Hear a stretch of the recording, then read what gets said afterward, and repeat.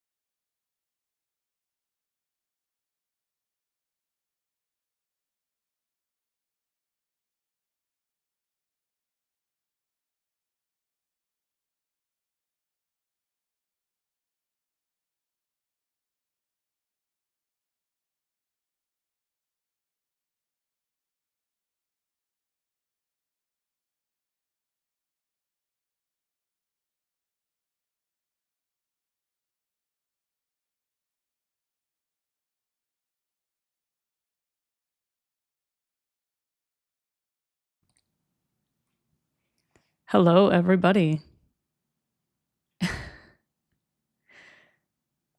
Sorry, as you can see, this is my first time using a few things around here. I'm sort of learning my way around streaming. So yeah, I think I was on the wrong scene on OBS for a little bit. Sorry about that. And also, yes, huge update. Guess who got a new mic? Isn't this kind of insane? Like, I still think it's surreal. Christmas present, by the way. It's honestly insane. It's so huge. I'm not used to having it in my living room right now. I mean, I'll be moving it around probably, but it's so weird to have this at all. But yeah, hopefully this will make my sound better going forward, because that was, I feel like, the number one complaint with a lot of my content, is that the audio was bad. And like, you know what, that's fair, because I was using a really cheap mic before, because I just got it like on Amazon. I think it was maybe like $9. Because I mean, I didn't want to invest in expensive tech at first, because you never know how far your channel is going to go right when you start, right? I feel like you gotta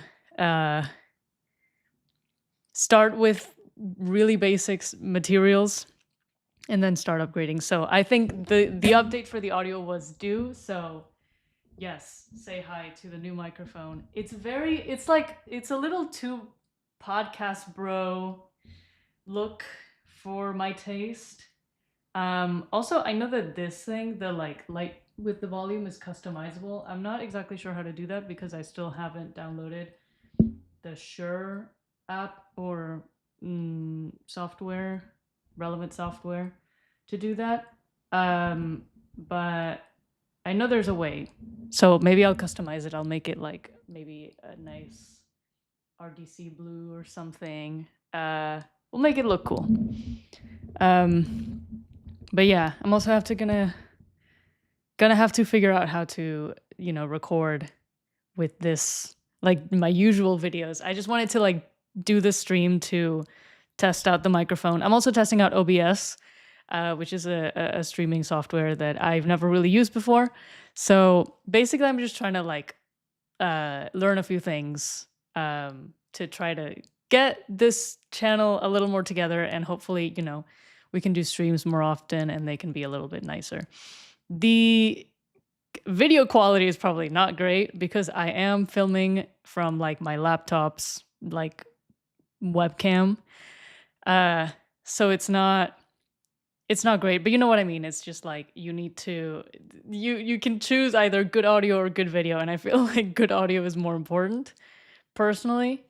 Green for Aston, yeah, that's true. Green for Racing de Santander too as well.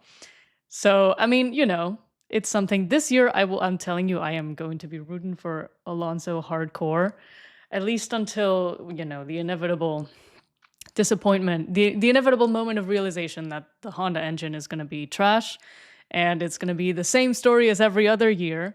We all got excited for nothing. But until that happens, the day, when is the Australian Grand Prix? Like March 8th. March 8th, I am going to be sitting here, probably decked out in green. Like it's going to be a thing, okay? So green microphone for Alonso. That was definitely on purpose. Definitely not how it came installed. Red for depression. Well, I'll tell you, if you mute it, you can do that to mute it, and it's red. So, you know,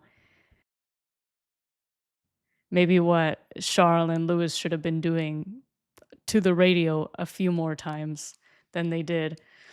Or blue for Williams. That's true. There will also be a lot of Williams hype this year from me, I fear. So be ready for that. Yeah, I think the Australian Grand Prix is in March. I think but early March. But until then, we have all the tests. We're gonna have the two tests, right? There's the test in Bahrain, and then there's a test in Barcelona that they're calling the shakedown.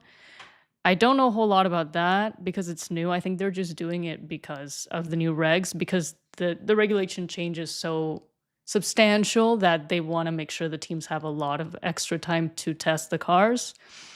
And so they're doing that thing in Barcelona, but I don't really know what that's going to look like because, are we going to be able to watch that from anywhere? I'm not sure, but it does seem like some of the teams are releasing some Piastri tapping red to mute Zach. This is what Piastri should have done. Anyway, yeah, it seems like some of the teams are doing like, their incognito liveries that they always do. What are they called? The it's not incognito, it's another word. But those are like they're releasing liveries for that event. So I don't know. Like I assume those tests were going to be private, but they seem like they're going to be doing some liveries for that. I mean, I don't know. I guess they'll also be used in Bahrain. So, oh yeah, sorry, 2 tests in Bahrain and 1 in Barcelona. I think that's right. Yeah. So that's good because we'll get a little more, hopefully, a little more information. Obviously, we know that like the tests in Bahrain are very like still, the teams are hiding a lot of stuff. They like to sandbag things. They have like the special camouflage liveries, stealth liveries. That's the name. Thank you. Oh, I can't read this. Gokul Rajan and Seventh Sea. Thank you so much. I think it is stealth liveries, stealth mode or whatever. Yeah. Um. So you can only get so much information from the test, and even what you get could still be false. Like we really, as viewers, we can't really glean that much, but we'll do what we can, right? And my idea is shortly after the Bahrain tests, I will start doing some prediction content. I don't know if people would be excited to do another prediction bingo. I think that could be fun. Um, I want to get a little more creative this year with it, maybe. Because I feel like last year I had some things. Like I put in like Lando World Champion, Ferrari constructors or something. And I was like, I could have used those spaces for something a little more fun, you know? Um, so we can do like our separate sort of predictions um, for like who's going to be the world champion, like ranking of the 10 teams, that sort of thing. Um, and then separately a prediction bingo with more like fun stuff, like, oh, 5+ DNFs in one race, or like, yeah, like Liam Lawson and Checo Perez have beef again, or something like that. You know what I mean? I think the bingo is an opportunity for fun predictions. Like I like to be a little whimsical with it. I'm sorry. So I think that's a good opportunity for that. And then separately we can do sort of the more typical predictions of like team rankings, WDC, WCC. We can do. Oh, I saw somebody did a like a prediction of like teammates like head to head results. So like more or less like a percentage. So like for example, like I think that George Russell is going to beat Antonelli next year. And then by how much? Like 60-40 or something like that. I think that would be really fun. I don't think I would get them very correct. Like I could probably guess who out of the two teammates would win in some teams, but the percentages would be tough. But I think it would be fun to do. You know what I mean?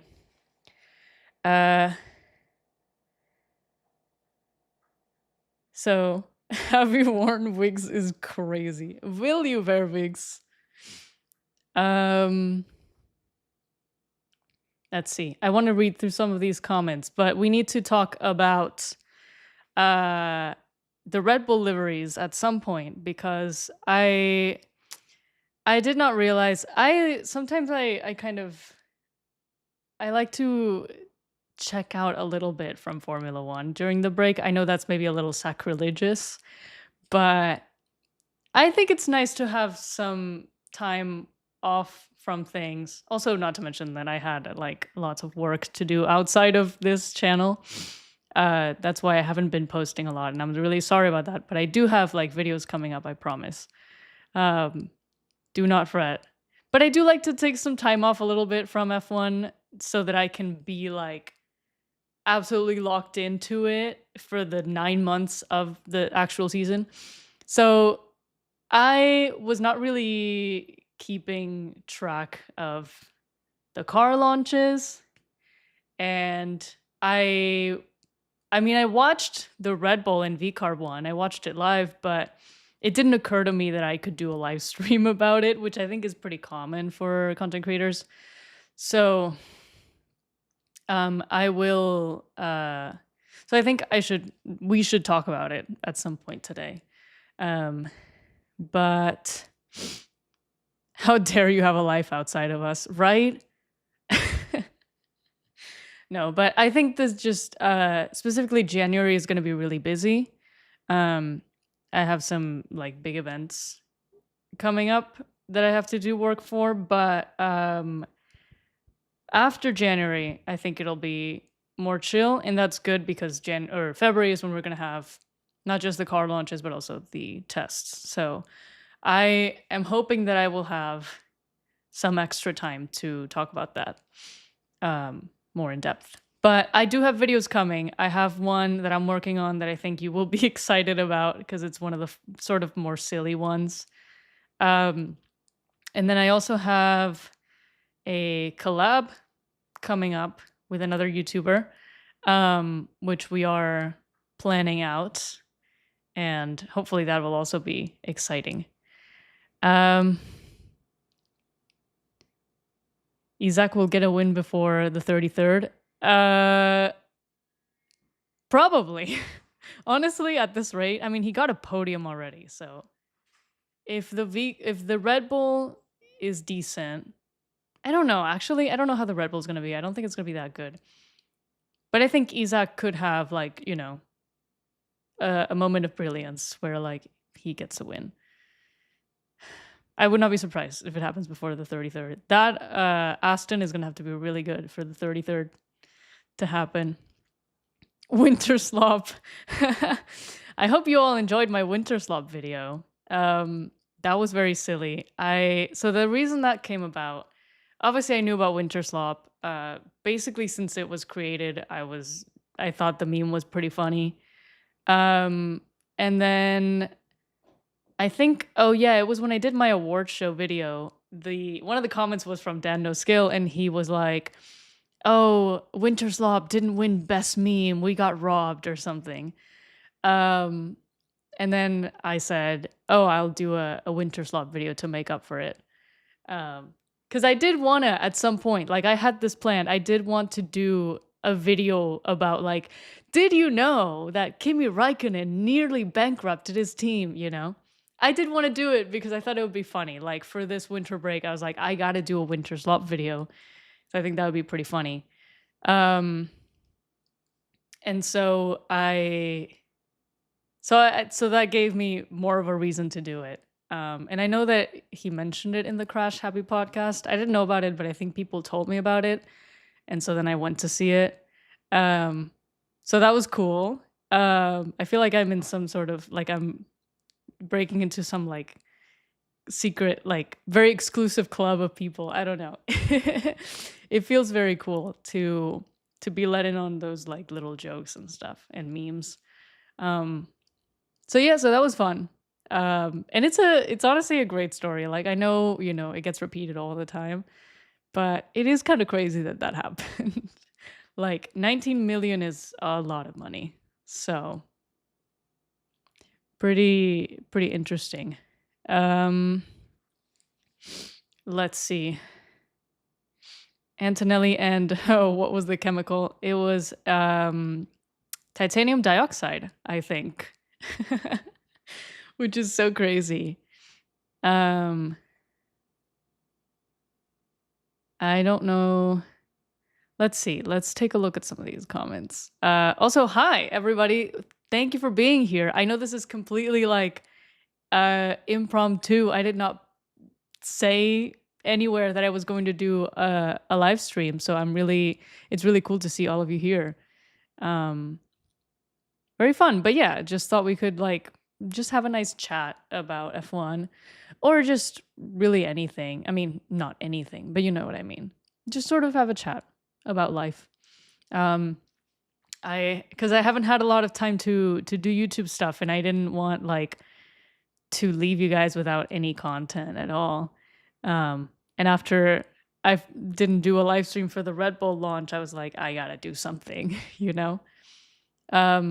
But I'm sure that for the next car launches, I will probably do a live stream. I have been trying to figure out at what times they're gonna be. I don't know. It's weirdly hard to find on the internet. But I'll figure it out, and I will try to do streams. On January 20th is the Audi launch. I can't pronounce. Audi launch. And also the Honda engine launch, which is kind of crazy. I don't know why they're doing it separately from Aston Martin, but they are. So that's a 2-in-1. I hope they won't be at the same time. That would be crazy. If they are at the same time, I personally, as much as it concerns me that the Honda engine is good, I would prefer to watch the Audi launch because we've never seen them in Formula One. I'm curious to see what they're going to do. And I would rather see a cool livery or a not cool livery. I'm more interested in seeing the livery in real time than, I don't know, hearing an engine revving or something. Um, so Audi to lunch. Yeah, we're going to lunch with Audi, guys. um, the word launch is just such a weird word. But yeah, so those are happening on the 20th, and then on the 23rd, I believe Ferrari is doing their launch. This is just off the top of my head. And then February 2nd, Mercedes are doing an event. It's weird because Mercedes is going to be putting out like renders of their new livery, I think like February 22nd. But then they're doing an event after on February 2nd. So I don't really know why they would do that. Like, I guess there's going to be renders and then they're going to show the car for real. But it's like at that point, we've already seen the livery by all accounts, for all intents and purposes. So I don't know what the point is. You could have just done an event and that's it. But yeah, so that's happening. I did not hear the Ferrari engine. Did they put out something? I didn't know about this. I know that Honda put out a video of their engine, and I did see that. Sounded pretty darn edited to me. Like they really cranked up the volume on that one. But you know, if it really does sound like that, then I think we have a good year coming for us. But I did not hear the Audi one. I'm wondering if we could watch it. Is there a way that I can do that? I know I can share like my screen on OBS, but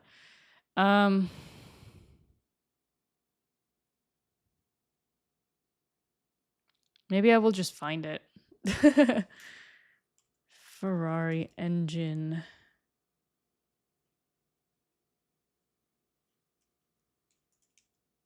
'26 engine.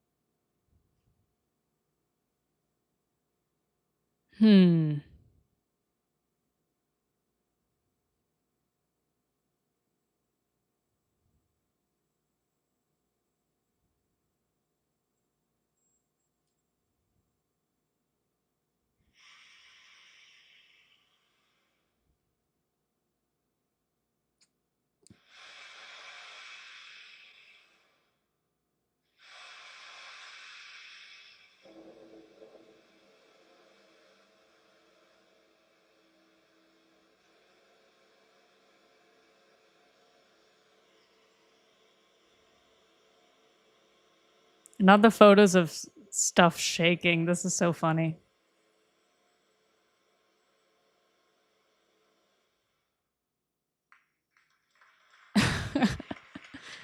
Okay.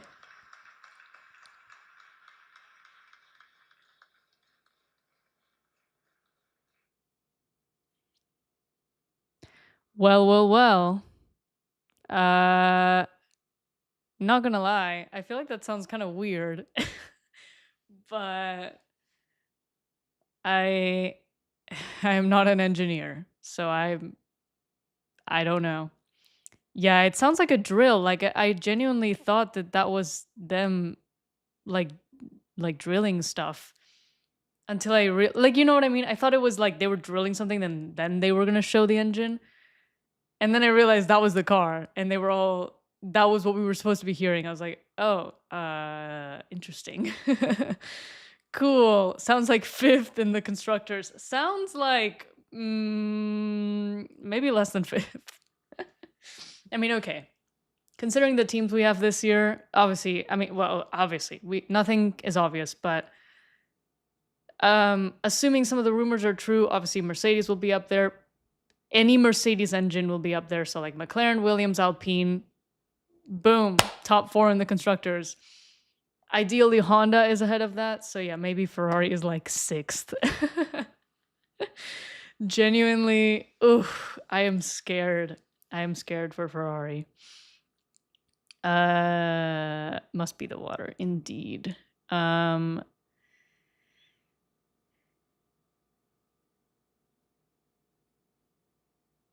Wait, did Mercedes also do their engine? Dyson vacuum cleaner. Yeah, maybe even quieter than the Dyson. I don't know. Yeah, hi. For those of you that are joining now, I got a new mic. So, yeah, pretty major upgrade here for the channel. Oh, also, yeah, it's snowing outside. Oh, it's snowing a lot, actually. Oh my god. It is snowing. It's been snowing for a while.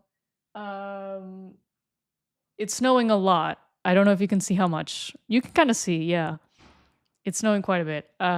So that's why I'm staying inside and streaming instead of going out, even though I have to go do groceries later. But yeah, it's very cozy when you're inside, not so fun when you're outside. So, yay, snow. Must be the snow. Shut up. I think we need to let the must be the water meme die in 2025, guys. I mean, I love it. I think it's funny just because it's so silly. But I mean, obviously, we're not going to leave it in 2025. It's going to be one of those things that just become iconic, like, stop inventing or I am stupid or whatever. But, or we are checking. But, we can't overexploit it. I know a lot of people are very tired of it already. So, it do be snowing. Also, I feel like maybe some people don't know this, but I don't live in Spain. I am from there. I'm born and raised there, but I do not live there. So yeah, it does not snow like this. At least not in Madrid. It definitely doesn't snow like this. So yes. All good for the people who asked. I mean, you never know. I don't expect people to know what the weather is like in Spain, because why would you know? But yeah, Madrid in particular, which is where I grew up, is it gets cold in the winter, but not like this. And it might snow, but maybe it's like once or twice a year. And if it does, it's never like cold enough for it to stay on the ground. So it's very chill. I've never, ever had a snow day. That's a very like American concept. A very American childhood thing that I will never experience, or I never experienced, because in Spain it just doesn't happen. Except, in like 2020 when there was that huge snowstorm. But yeah, so snow day's not a thing. Madrid, oye, gran ciudad. Am I excited for the Mad Ring? Well, okay, this is interesting. I don't know if I mentioned this, but I am going to the Mad Ring, to the race.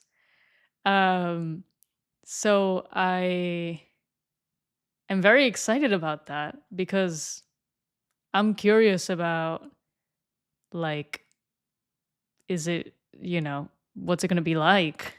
Snow in Burgos in April is crazy. That is interesting. But yeah, so I'm going to the the Spanish Grand Prix in Madrid. That's still crazy to think about. I'm excited, obviously. I mean, it's my second ever time attending a Grand Prix. My first was Canada last year, which was so fun, by the way. I would go back to the Canadian Grand Prix any day. That was so much fun. It was really hot, but, now I'm prepared. Now I know that it's hot in Canada in June. It was so much fun, but I would but I'm excited to go to Madrid. Just because I imagine that much like in Canada, there's a chance that like the fan experience, as in like, the other people that are there will be like big F1 fans because F1 has been huge in Spain for many, many years. Um, and that it'll be a fun experience. Now, there's also a big chance that the entire, like, all of the attendees are just like rich tourists. Uh, and it won't be fun at all. It's just like people who go to F1 for the luxury and the prestige, and it's like they don't actually care that much about the race. And that will be kind of sad if that is the case. But I'm still excited. I'm excited, and also because it's going to be the first time at the Mud Ring, right? It's completely new. Who knows if it's going to be finished? I think it will be finished. I think they've been very good about the construction. I think they're even like running ahead of schedule at this point. I don't know. They really want to get that open. What do I think about the track? I don't know. I mean, the only reference I have is that one video they did on like Assetto Corsa or something, like showing a lap around the track. And it was like fine. I mean, also the person who did the video did not do a very good job of driving. So it looked a little But we'll see how it looks. Yeah, pre 101, I totally agree. Also, hi. I agree that it's probably going to be full of influencers and tourists. That's the thing that scares me, because I know like Barcelona, from what I've seen, has an audience that is like fully like F1 fans. So it would be nice if it was a similar audience to Barcelona, but knowing oh my god, hi Mr. V. Hello. Lots of Brits and Dutch people causing a scene. Wait, sorry, are you going to be there? Because if you are, then I mean, I will be there. That's all I'm saying. But yeah, it'll probably be full of British people. I mean, it's another, Grand Prix near to y'all. It's for things like this that I wish that I still lived in Spain, because I could have access to a lot of Grand Prix. But anyway, I keep losing my train of thought. So many things to talk about. Trying to blackmail them for a ticket. Oof. Good luck. Yeah, I am worried that the fans will be just like influencers and rich tourists. I really want it to be fun. I really want to feel like I'm in a crowd of people who are also excited for the actual race and not just like, I don't know, getting a picture with Charles Leclerc or something. I felt like in Canada the experience was pretty authentic. I mean, on the one hand, it was pretty full of Americans, and like, don't get me wrong, okay, no shade, but Americans are a little annoying sometimes for this kind of like thing, for these kinds of events, and so it was just very like jarring.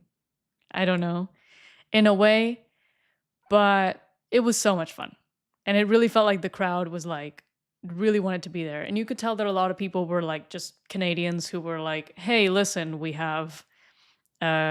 here, it's the Grand Prix weekend, we have just like it's just like a way for us to spend a fun evening. Let's just go to the race, sit in the grass with like our camping chairs, and just like hang out for the day. And it's like, that's a very authentic um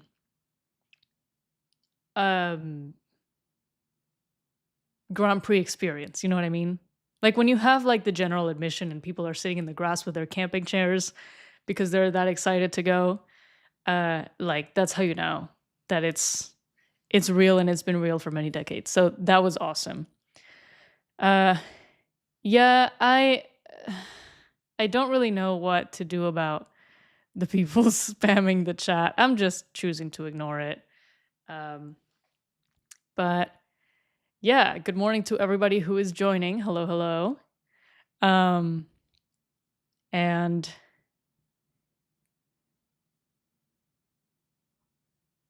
sorry, I'm just sort of reading through the chat. And yeah,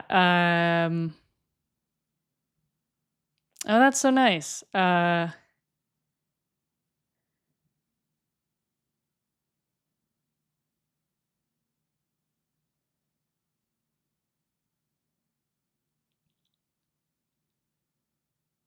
Okay. What seat did I get in Canada?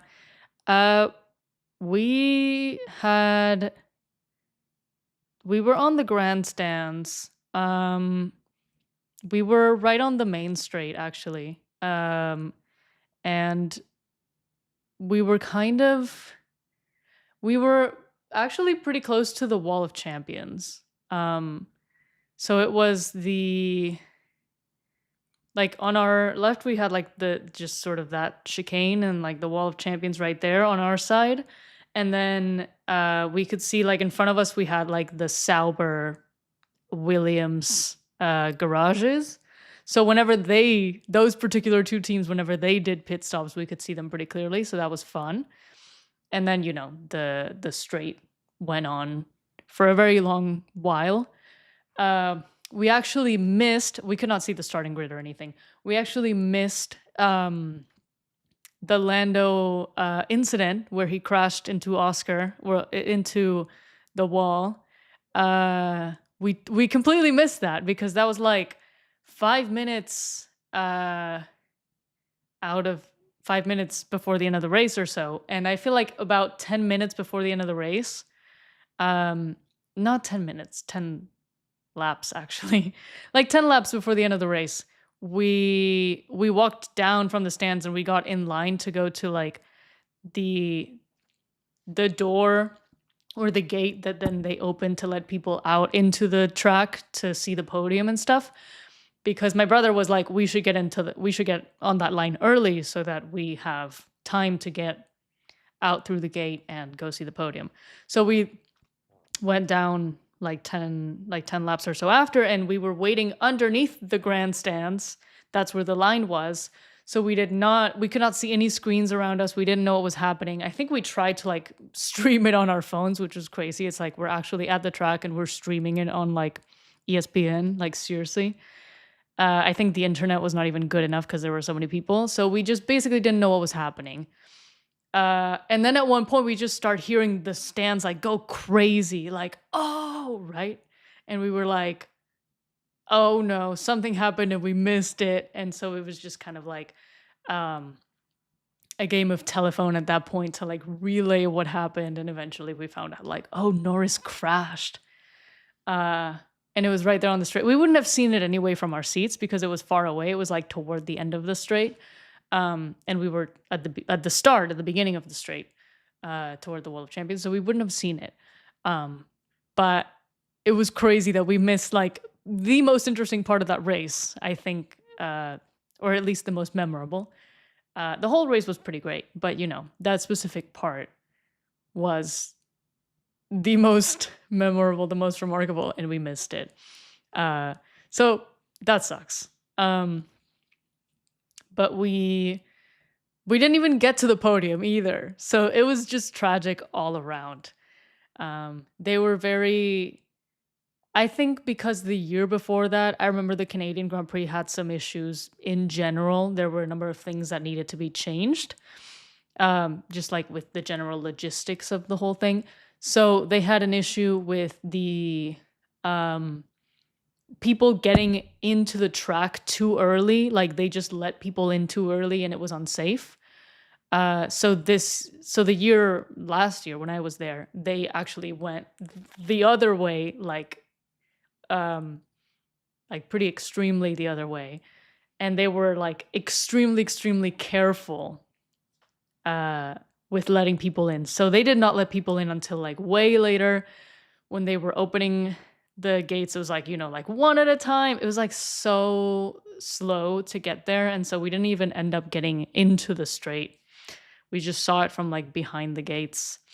Um, but anyway, it was fun. It was a really fun experience. Anyway, I don't really know why I'm talking about this. I think there's just like a lot of Canadians all of a sudden in the comments. And I was like, I'll tell you a little bit about my Canadian Grand Prix experience. Um, but getting back to the Mad Ring, I'm excited to go to that to see what's cooking. I don't have hopes about the track being any good. I don't think there's a lot of overtaking opportunities from what I could see. They've made a huge deal about that banked corner, and I think that will look really cool. I like a banked corner. I like the look of it. I think it's very spectacular. But you know what I mean? Like they're going to all of their thing is promoting this banked corner. It's like nothing's going to happen on that banked corner. It's just like a corner where no one can overtake. Like yeah, it's showy, but like that's all you have to show for your track, just like a banked corner. Like I don't know. I'm just like we have Zandvoort for that. You know what I mean? If we want a track with banked corners and no overtaking, we have Zandvoort. And it's just kind of annoying, It's like you have like basically half of the like IFEMA area. You can build whatever you want there. Why would you build a shitty track, But whatever. I'm still really excited to go. I think it'll be fun. I'm never going to turn down a Grand Prix. I would go to Monaco in a heartbeat, even if I know exactly how boring the race is going to be. I mean, like 100% I'm there. I would go to Miami. I would go to Vegas. I would go to all the ones that people don't like. I would go to Hungary. I don't even care. I would go if if I have the opportunity to. So, F1 and baseball being my favorite sports, being the nothing ever happens sport. Yeah, I mean, fair enough. I've never been to a baseball game. I would love to, but I've not yet had the chance. Also, none of my friends like sports. Can you believe that? I'm like the only one. My friends, like, I'll mention sports to them and they will like gag. So I have no one to do like sport related things with. It's so boring. I mean, I have my family, but I don't see them that much. So, yeah, it's annoying. But yeah, there was something else I wanted to say about the Mad Ring. I don't know what it was. Oh yeah, I wish it was just the Jarama. I wish they would renovate the Jarama a little bit and just race there. You know what I mean? That's simple. And it's also so cool because I don't know, like as a kid, I had the Jarama like relatively close to me. Like I've driven by it so many times. I've been there a few times, and it's just like it's cool, it was just so exciting to be like, oh my god, there's like a racetrack right here, and like F1 used to race here, like you know what I mean. At least Jarama is in Formula E. Yes, yes, yes. Thank you for reminding me. Max Verstappen 33-4. Yeah, thank you so much for reminding me of that. Jarama is going to be in Formula E now presumably because, I don't know if it's related, Pepe Martí, who was in the Red Bull Junior Academy, he was in F2, he was Arvid Lindblad's teammate. He's going to Formula E now with Cupra, which is the Spanish team. So it's Spanish driver in a Spanish team and now on a Spanish track. So, I don't know if these things are related, but I think it's cool. I think it's cool that at least we have Formula E going to Spain. We have Jarama getting involved in that. I don't know. I think it'll be cool. I've not watched a lot of Formula E, I will say. But maybe I will do so for Pepe.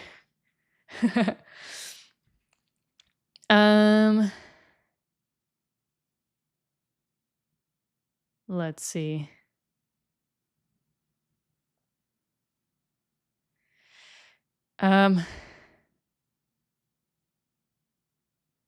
Madring look like jamón ibérico? Um, let's see.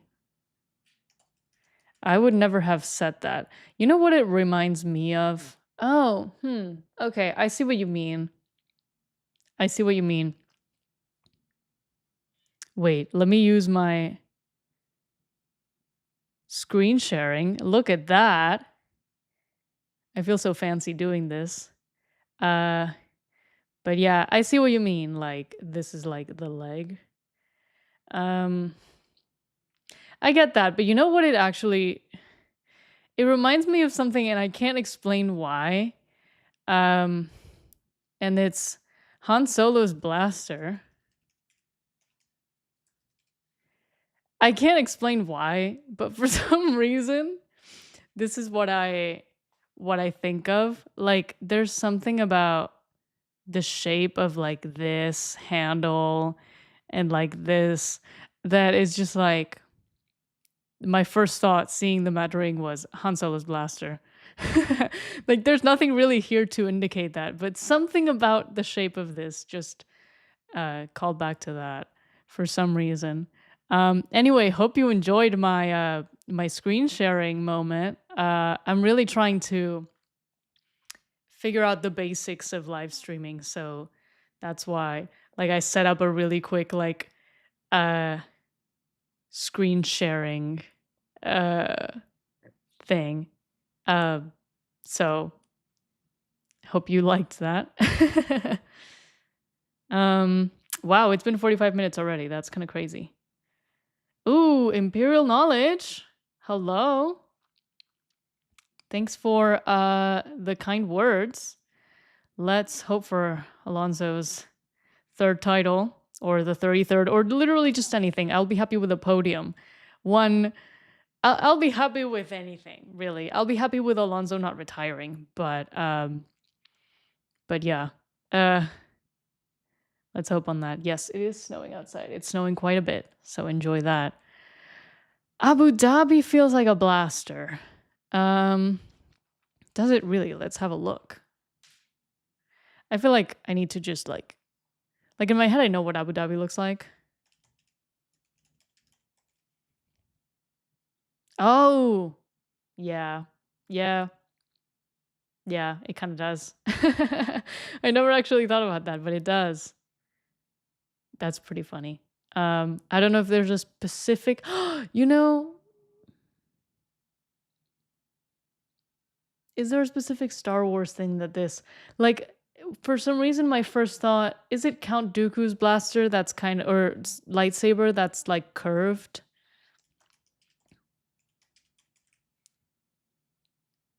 Yeah.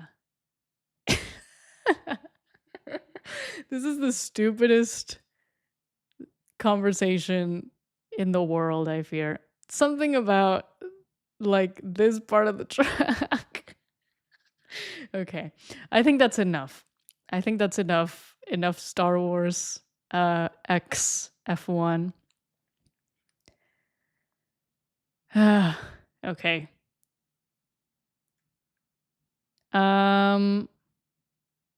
Hungary looks like a gun. Hungary looks like a chicken. I thought the thing about it was the chicken, but sure. Okay, I'm glad that people are enjoying the sound. That was really the thing I was nervous about. So hopefully this mic will solve my audio problems going forward. As you can see, I don't know anything about sound or audio because I've never had to work with it before. So I don't know a lot about it. I know some about like video. Obviously, I know about like, design and that sort of thing.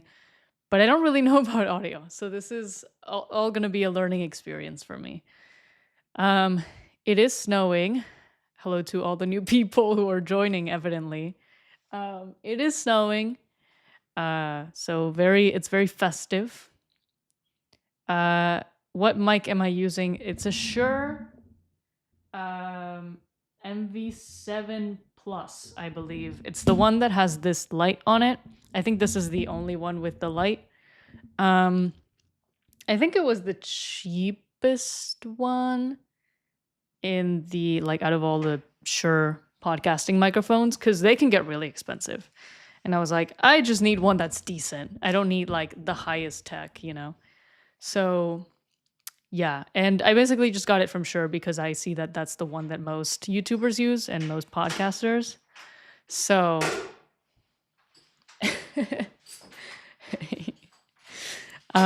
so yeah, that's basically Podcast Bro starter mic. That's exactly what's going on. I'm glad that people are liking the sound though. But let's see. We need to talk about Red Bull, and we also need to talk about basically the greatest news of the season. Like I literally screamed. I don't know. My roommate is here. I don't know if he was here, but I started screaming when the news came out. Bye.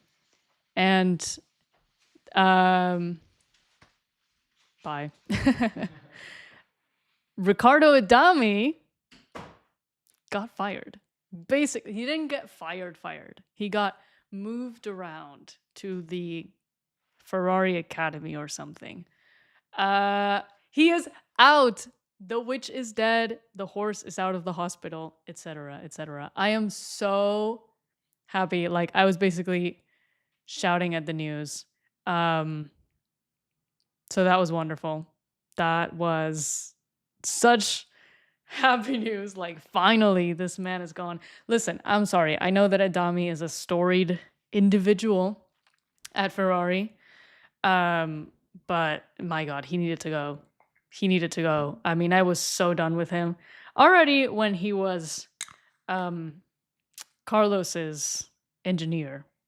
I thought he was pretty bad, but now with Lewis, it was just genuinely insufferable. Just the worst. And he just needed to go. Because the thing is, Lewis needs a very specific kind of engineer. I feel like this has been talked about, but the reason why he and Bono worked so well is because Lewis needs a very specific type of engineer, and that's one that is able to give him very clear instructions on what to do when he needs them, like know his timings, know not when to like bother him. Because I know that Lewis was complaining a lot of times of like, you keep talking to me, shut up, So knowing when to come in and knowing like how to provide very clear information, and also I think knowing how to like calm like Hamilton's feelings, because I feel like Hamilton, for all of his acumen and all of his success in F1, he really needs to be reassured by his engineer. I don't know if that's like just some insecurity that he has or what, but I think he really relies on his engineer to be like, everything's okay. This is what you need to do. Just do the thing. You'll be fine, And that's why I think he also complains a lot on the radio. It's just because I don't know, maybe he just gets in his head about things. And so, yeah, we're talking about Tommy being gone because this is great news, in my opinion. So he needs somebody who reassures him and somebody who is very clear with their information. And I think that's why Bono was so great. I think Bono, maybe just by the fact that they worked together for so long, but Bono really understood what Lewis needed. And so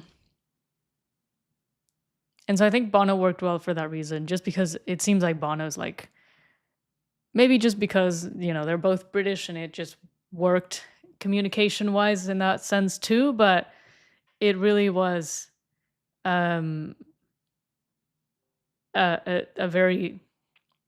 partnership that worked really well.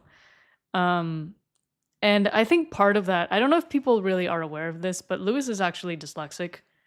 And I believe he might have mentioned that he is also ADHD, but I don't know about that. I don't really have like great sources on that. I don't think he's been that explicit about that, but he's been explicit about being dyslexic. And I feel like if you are dyslexic, and I am not dyslexic, so I don't mean to speak, but um, you want clear instructions and you want to be reassured that you're understanding what you're supposed to do and that you're doing things well. You're not, making mistakes. So having an engineer that is like, you know what I mean?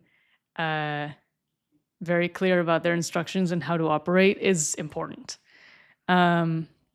So he said he has ADHD. Yeah, I think he said it in like some magazine, but he said it like in passing. He said it in the way that some people say like, "Oh, I'm just so OCD about this," but they don't actually have OCD. They're just like nitpicky or something or clean freaks and they're just like, "Oh, I'm so OCD," but they're not actually, they don't have the actual condition.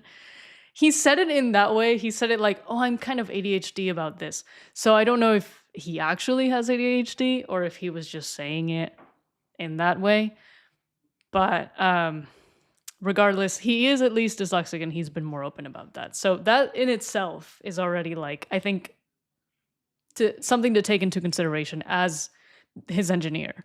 Um, and and um and yeah, and Adami was evidently not doing that. So I don't know. They need an engineer that works for Lewis, but I also think Lewis needs to we're talking about Lewis Hamilton, bass driver. We're basically saying that he has dyslexia, and he's talked about having ADHD, but it's not as, we're not as sure about it. But yeah. So we're talking about how his new engineer definitely needs to be the kind of engineer that he evidently needs. Like, you know what I mean? My God, words are not cooperating with me today. But someone who is clear in their instructions and knows when to come in and knows not to stress Lewis too much and like be reassuring in that way that Lewis needs, right? He needs to feel like everything's under control and he's doing things well and correctly. So that's what the new engineer needs to do. But also, I think it's a little bit on Lewis's part, and we don't know why they fired Adami. They haven't really been open about it. We also don't know who they're going to put in his place. But but I hope that it's because Lewis is taking some initiative and taking action within Ferrari, and that's leading to some changes being made. Again, we don't know. We don't know what the reason is.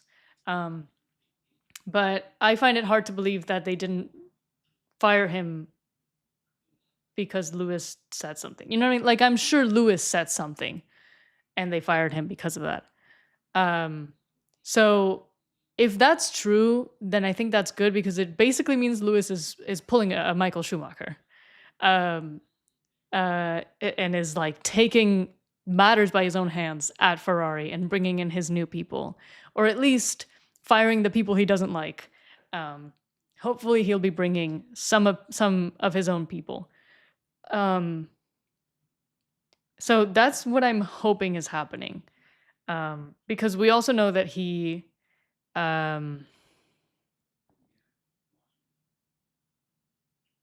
are people talking about? I don't know.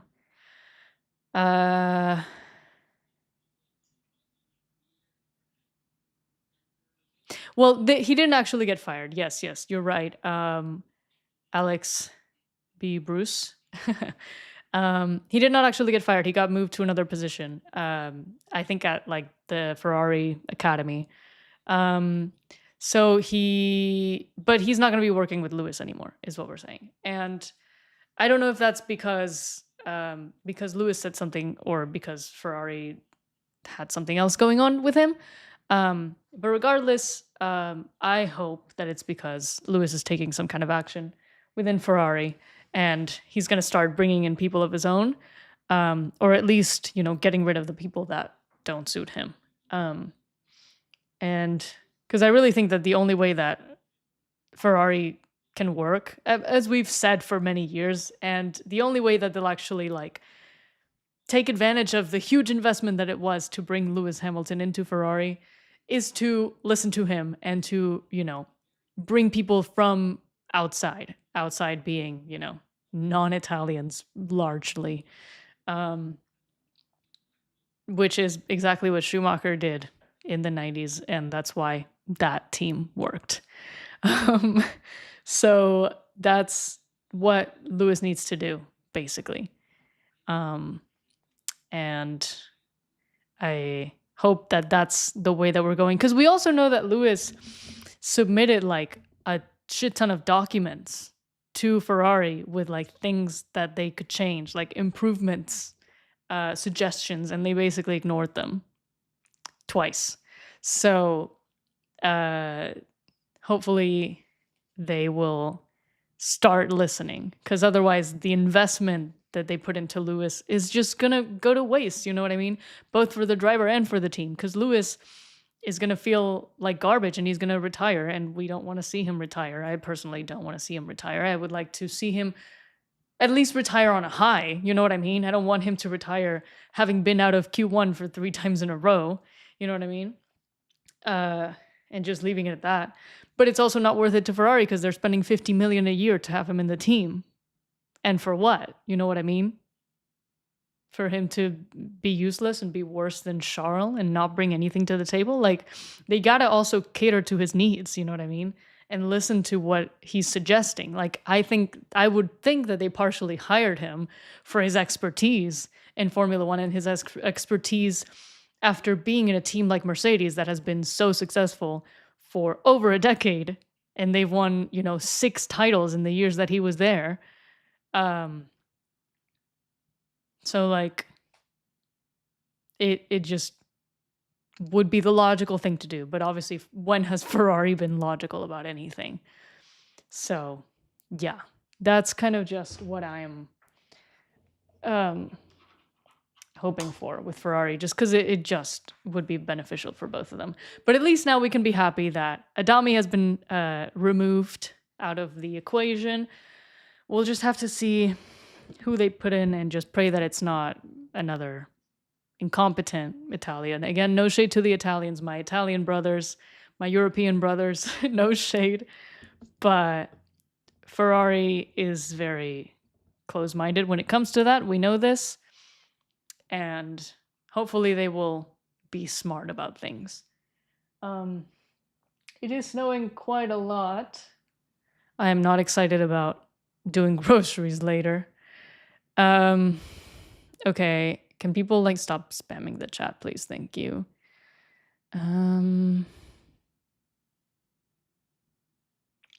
Yeah, I really wish that they could bring Bono in, but they are not going to do that because Bono already said that he does not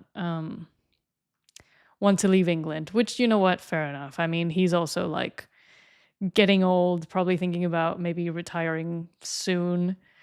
He's got his home made at Mercedes. He, it makes sense that he wouldn't want to leave. And also like Lewis, like maybe I think Bono was smart about it. He's like, why would I go work at Ferrari? It's gonna be hell. Sorry, Lewis, but I'm not doing that. So that's fair.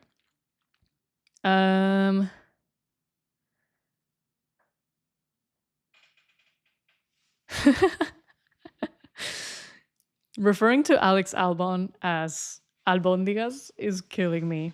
At the Cheesemonger 44, that is so funny. Albondigas. I'd never thought about this before.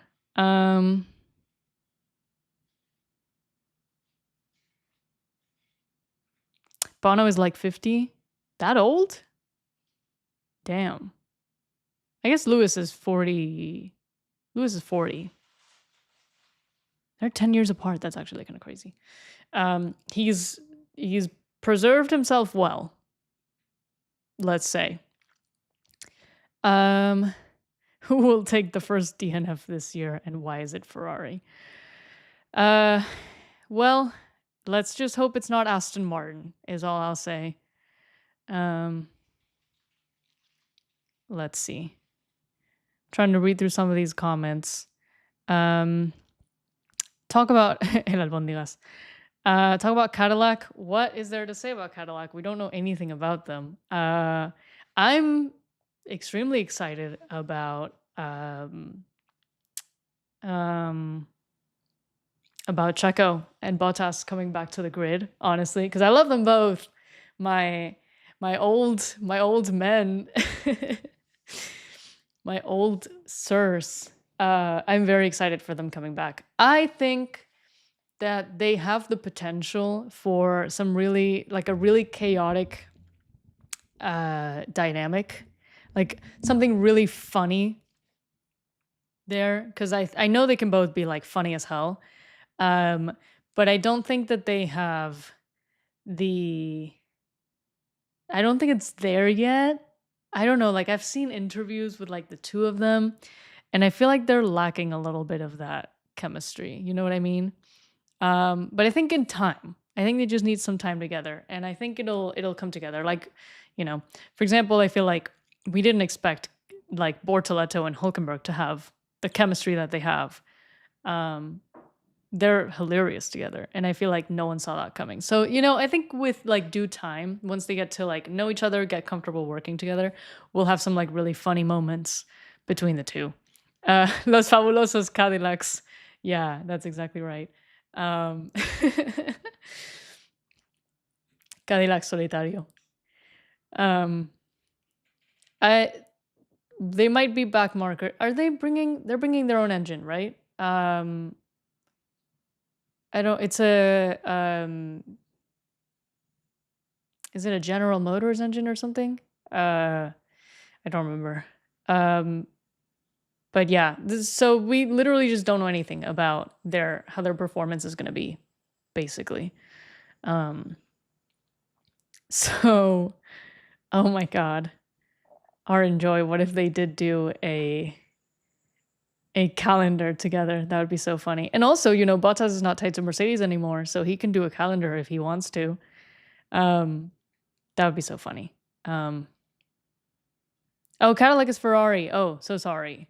I figured it was Ferrari, but for some reason, oh, GM in 2029. Okay, thank you, Makra _. Thank you so much. See, I was torn between Ferrari and GM, but okay, so I guess we'll see because I don't really have very high hopes about that Ferrari engine personally. I mean, they could surprise us, but seeing as in that video it sounded like a vacuum cleaner, I don't I don't have very high hopes. But we will see. Obviously. I don't expect them to do great things. I don't expect. I think Cadillac will just be a midfielder at best. I don't expect them to be anywhere near the podium personally, but that's fine. You know what I mean? It's their rookie season. They're just getting started. They're finding their footing in Formula One. I don't think anyone expects great things from them. At least I don't. So I will be happy with whatever they achieve. You know what I mean? If they are P20 every race, I won't be disappointed. It'll just be fine. I think Cadillac right now is just like the fun bonus team that we're getting. You know, it's fun that we have 11 teams, but like, I don't expect great things from them. I expect great things from other teams, and they will disappoint me. Aston Martin. But Cadillac is gonna be fine no matter what they do, in my opinion. So if they beat Ferrari with their own engine, it'll be insane. Operator 713, that'll be insane. I would pay to see that. I think that would be beautiful because Ferrari needs a slap in the face like that. I don't expect it, but it would be so fucking funny.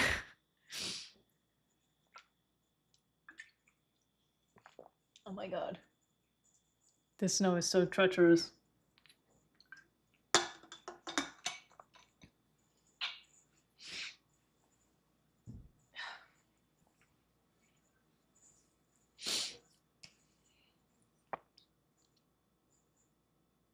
Finishing below Alpine is wild. I don't think it's wild because Alpine will have a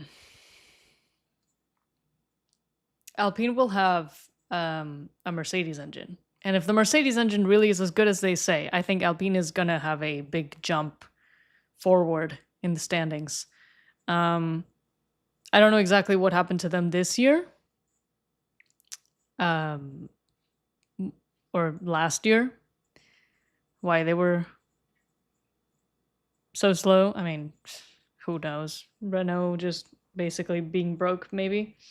But I think next year um, they will be much better. I mean, maybe still back markers, but I can see them comfortably in the midfield, honestly. Especially because I also don't expect that VCarb will be as good as they were this year, because I don't think the Red Bull engine will be that good. Just because it's new, it's their first time working with Ford, it's their first time making their own engine, so I feel like I don't expect that it'll be great.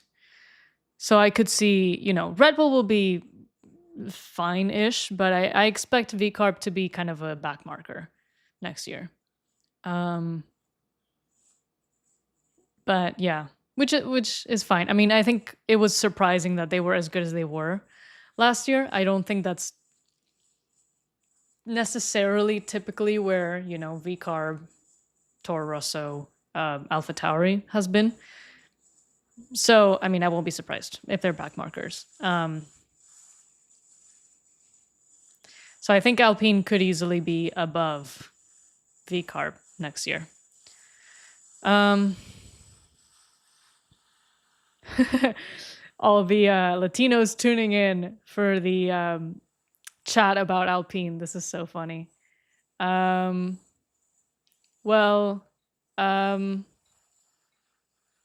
Yeah, basically I expect that Alpine will be better than next year. Not, I don't think that there'll be podiums unless we get like a Brazil 2024 type of situation and they get to the podium miraculously by like the gift of like a perfectly timed safety car and that sort of thing. Otherwise, I don't think Alpine will be that good, but I think they will be better than this year if the Mercedes engine really is as good as they say. But yeah, they'll still be relatively sort of low-ish. Like I see them like in like P7 in the constructors, something like that.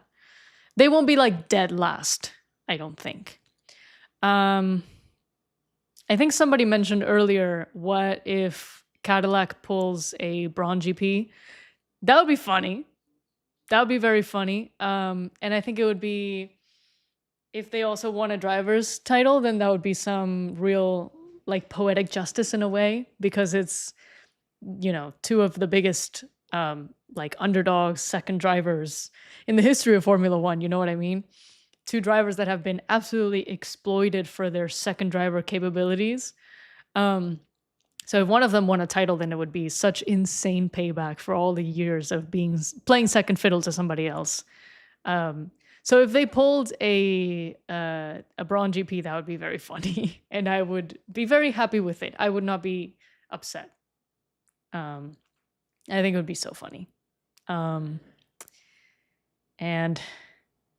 if we have, Jensen Button somewhere present to like narrate that whole situation, it would be great.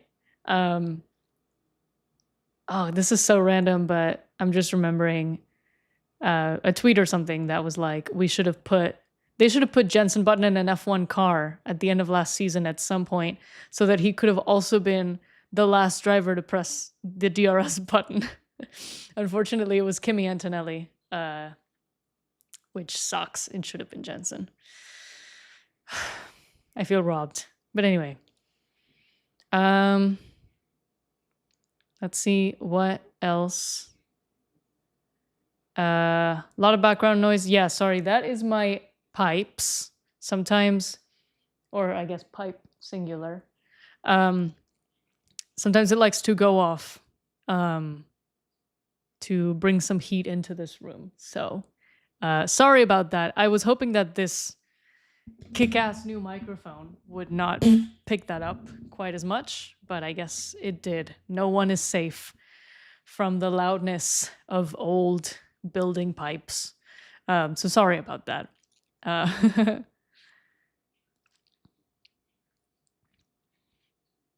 Ooh. At Borandi UK, Arvid racing under a GB flag is crazy, ready for British bias. I will say, I don't know if I've talked about Arvid Lindblad very much on this channel, but I am very excited about Lindblad. Not because um, I don't, not because I want British bias, not because I want more British drivers. We certainly don't need them. Um, but I like Arvid, and I'm excited to see what he'll do. Is it? Do I think it's that he deserved a seat in Formula One? Yes and no. Yes, but not yet. I think he needed another year in F2. I feel very strongly about that. I don't think he was ready yet for F1. I think he could have in the future because he definitely has the makings of a great driver. I would not, be surprised, frankly, to see him be world champion someday. I think he has that aura. But I don't think he was ready yet. I think he really needed another year because if you saw like his F2 season, it was like mid, I think he did a lot better in the lower categories, but still not even that well. Like, for example, even Kimi Antonelli did better than him.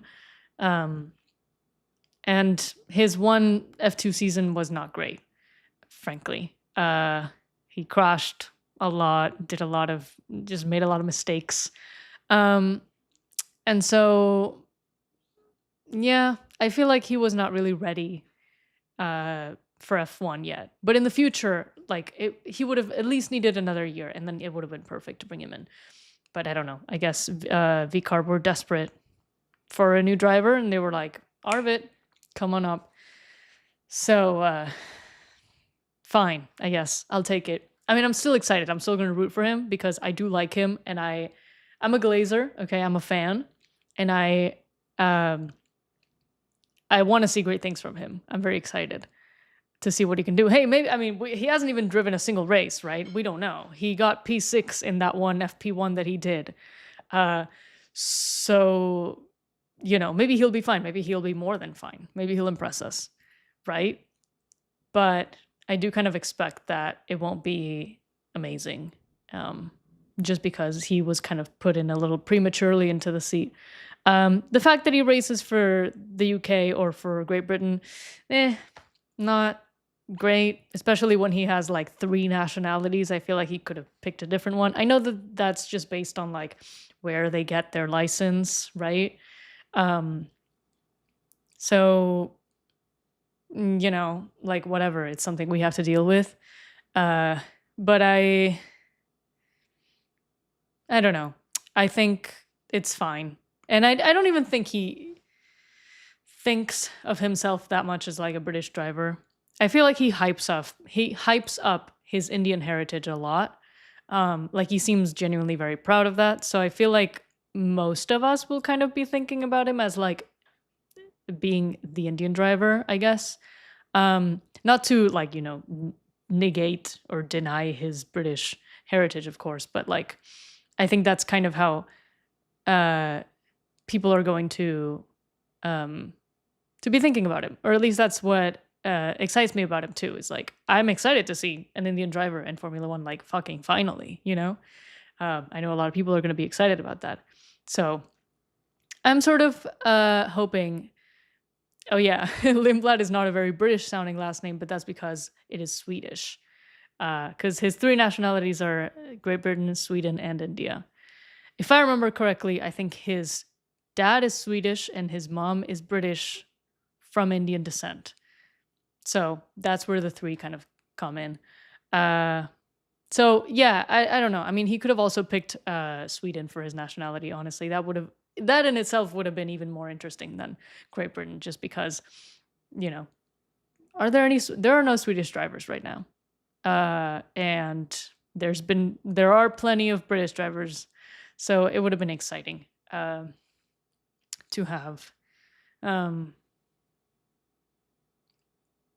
another nationality represented, but it's okay. I think we can think of Lindblad as more than just like another British driver. So hopefully not too much, British bias or whatever. And the Brits have other drivers that they can choose from. So it'll be chill. Let me. Nico Rosberg had both German and Finnish and is disliked in both. That is brutal. Wow. That reminds me, because I was recently like going through like Formula One ads like that have been made in the past, and there were a few Mercedes ads that featured Nico Rosberg and like Schumacher in the same ad. And there was one where it was like this couple, like they crashed their car or something, and they called like somebody to come help them, and it was it was something like that. But like both Rosberg and Schumacher showed up, and they were like, "We'll take you." And the family were like, the two people were like arguing about whether they wanted to go with Schumacher or with Rosberg. And it was basically like the guy was arguing for Schumacher and the girl was arguing for Rosberg. And you could tell that they kind of did that because they were like, oh, of course the girl is going to want to go with Rosberg because he's cute. It's like, you know what I mean? Like she was trying to make like a point about like, oh, but he's driving for Mercedes, he's a world champion, blah blah blah. But it's like you can't pit Rosberg against Schumacher. Like, are we crazy? Like, obviously, if I had to choose, like, I'm not gonna pick Rosberg. So yeah, it's just kind of interesting that they did that ad. I thought it was kind of like, I don't like that you know what I mean, that the girl is arguing for Rosberg, evidently because he's the cuter one of the two. Like, I was kind of like annoyed at that. Whatever. It was a funny ad. He had more points in that season. See, like, that's just dumb. Like, that doesn't counter 7 world titles. You know what I mean? So the right answer is Alonso. Dude, absolutely. The right answer is Alonso. Very true. I'm losing track of people started talking about Yellow's marble runs. This is so funny. I could talk about Yellow's marble runs any day. I will. Yes, pre 101. That's exactly what that ad was like. Have you seen his hair? It's so blonde and shiny, and I like it because I'm a girl. Like, that was literally the vibe. Somebody picks up what I'm putting down. My God. Like, it's a funny ad, don't get me wrong. And all of those ads with like Schumi and Rosberg are iconic, but it was just like so like, oh my God, it's cringe. It's a little dated. Anyway, I could talk about Yellow's marble runs all day. I don't think I want to just dedicate this entire stream to that because it's not about that. I mean, I guess it is because we're chatting about Formula One and life. So we can chat about Yellow's marble runs for a little bit. I am not caught up with Marbula 1, so do not spoil things for me. Please do not. I think, what was the last one that I watched? I think the Electron Expressway. I don't know which Grand Prix that was. But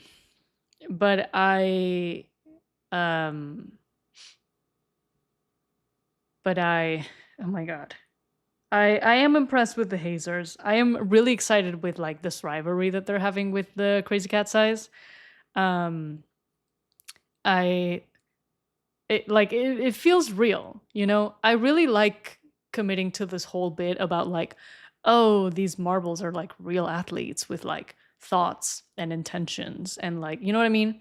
Like, I think it's very funny when like a team does poorly and they're like, oh, they need to fire the coach, they need to start training more, blah blah blah. Like, I think that's funny. I love committing to the bit.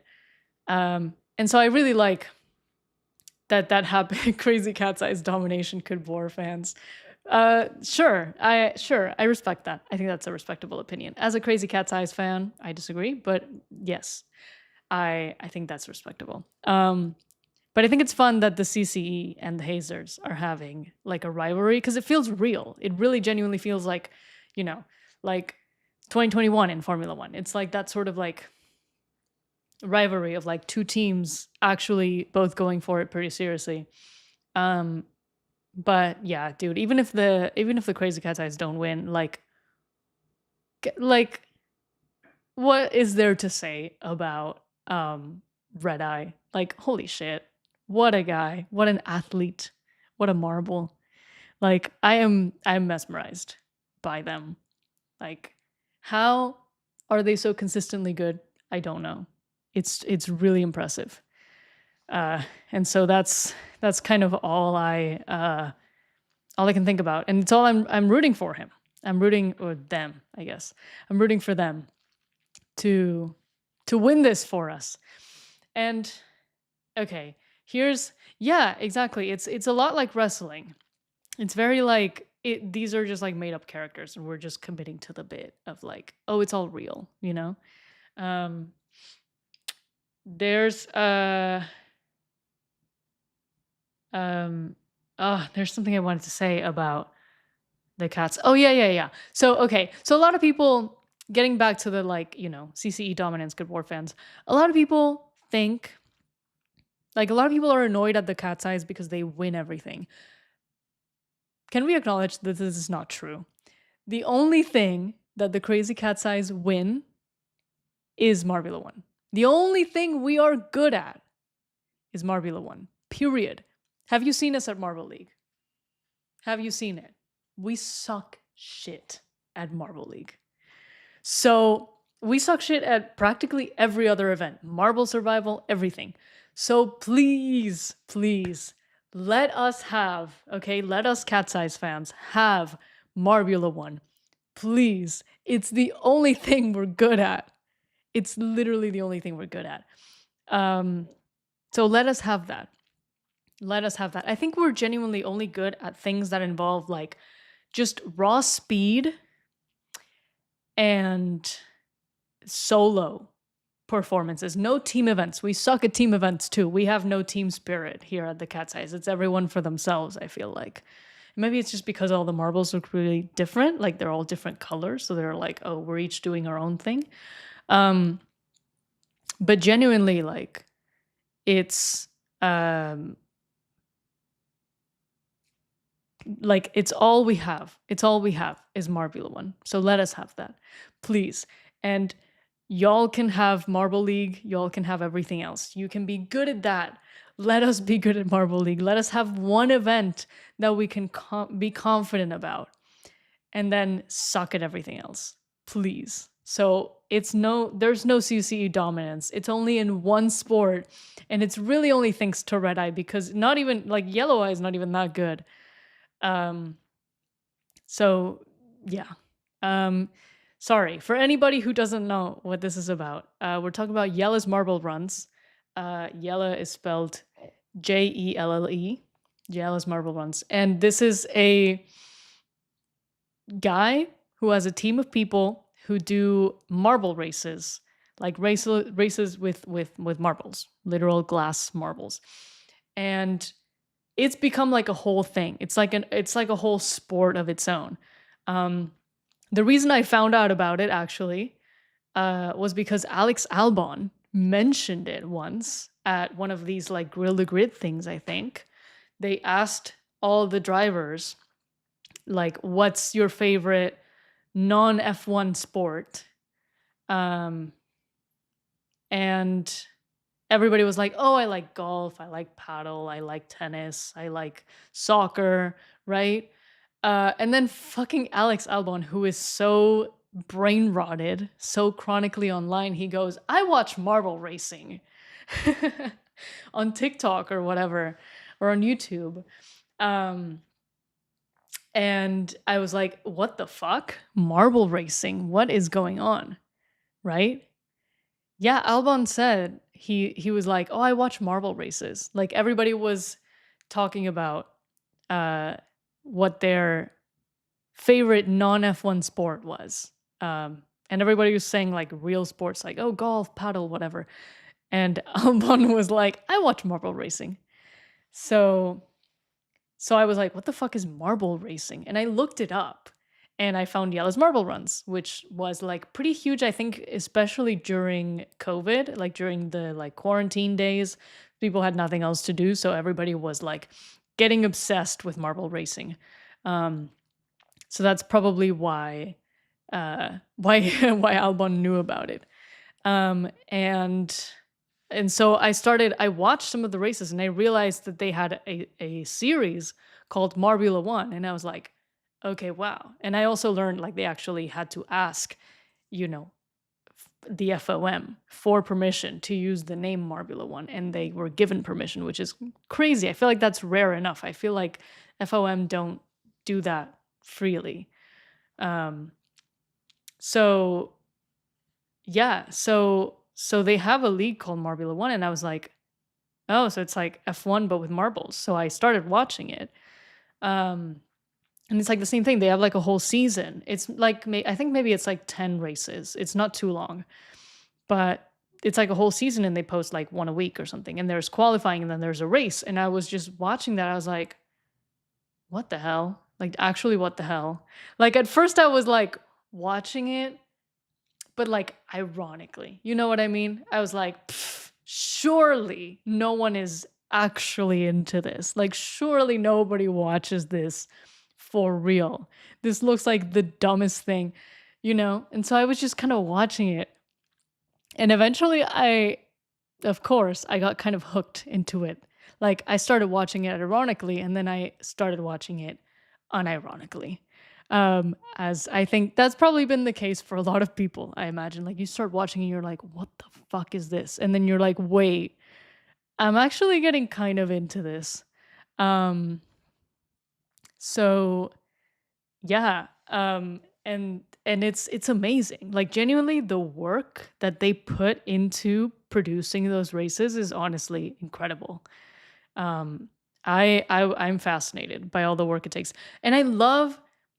My favorite part is that people are genuinely super committed to the whole bit. Like, people are really pretending that these are real.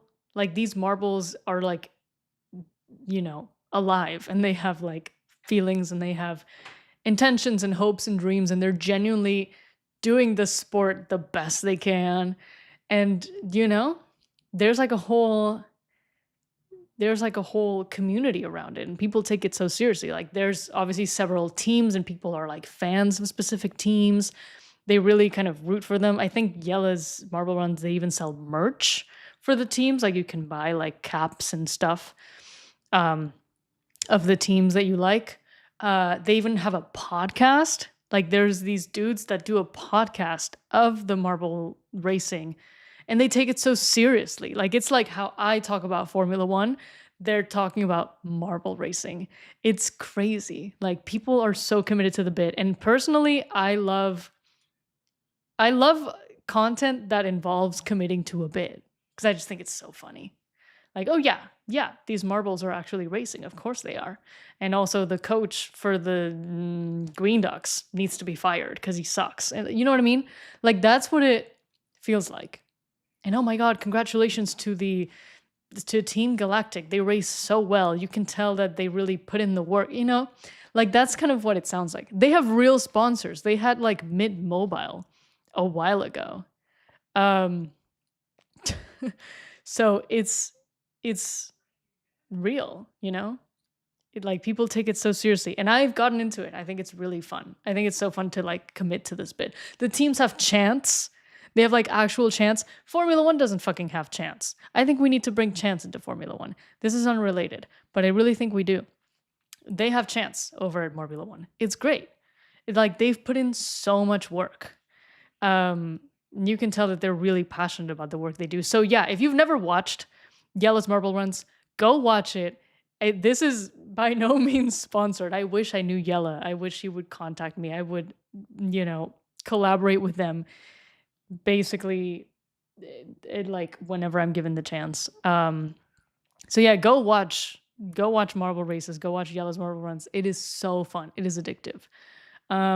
And yeah, they have Marbula One, but they also have the Marble League, which is kind of like the Olympics, basically. And they do a series of different events. And again, like, the imagination they put into these events is incredible. It used to be, I think somebody mentioned it earlier, it used to be called Marble Olympics, but then the IOC was like, you can't use that name, which is so annoying.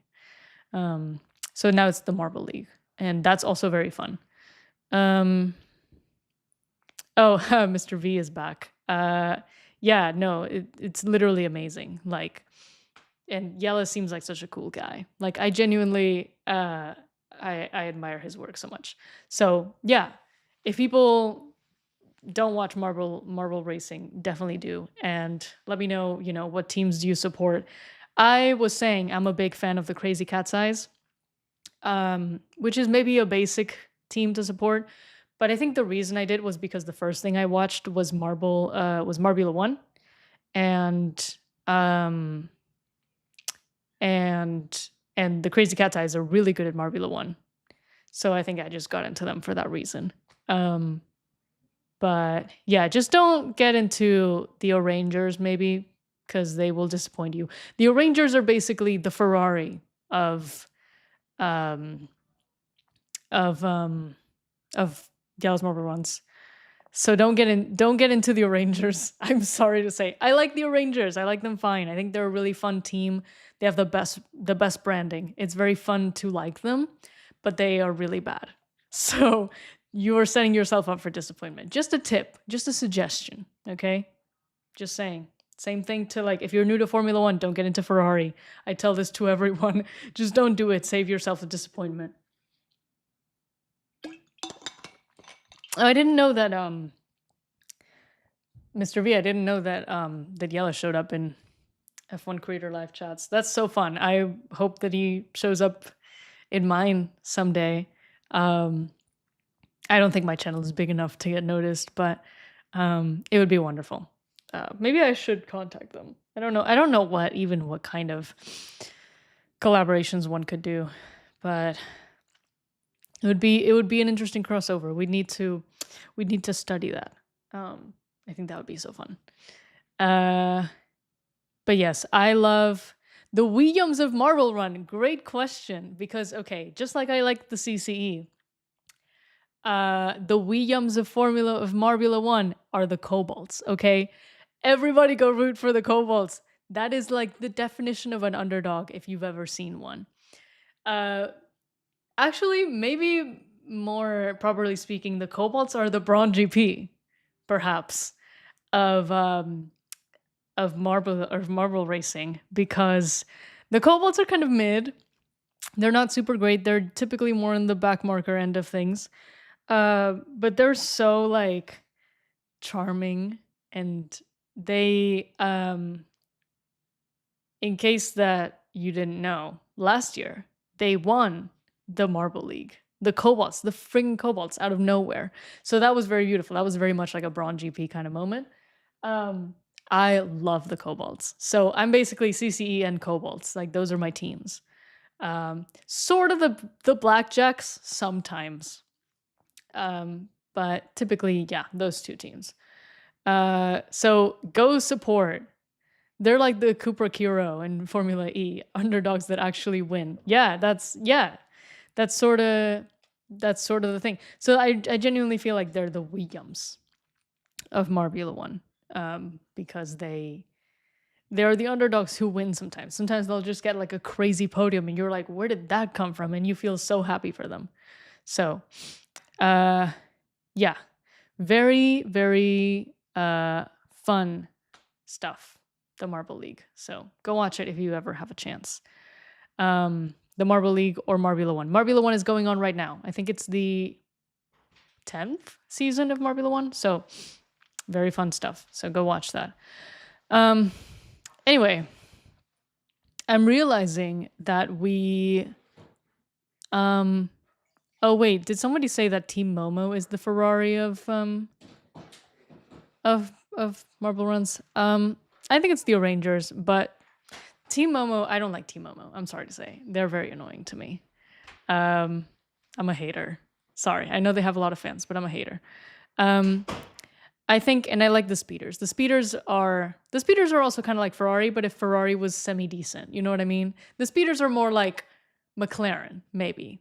Storied team with a good amount of success and not insufferable.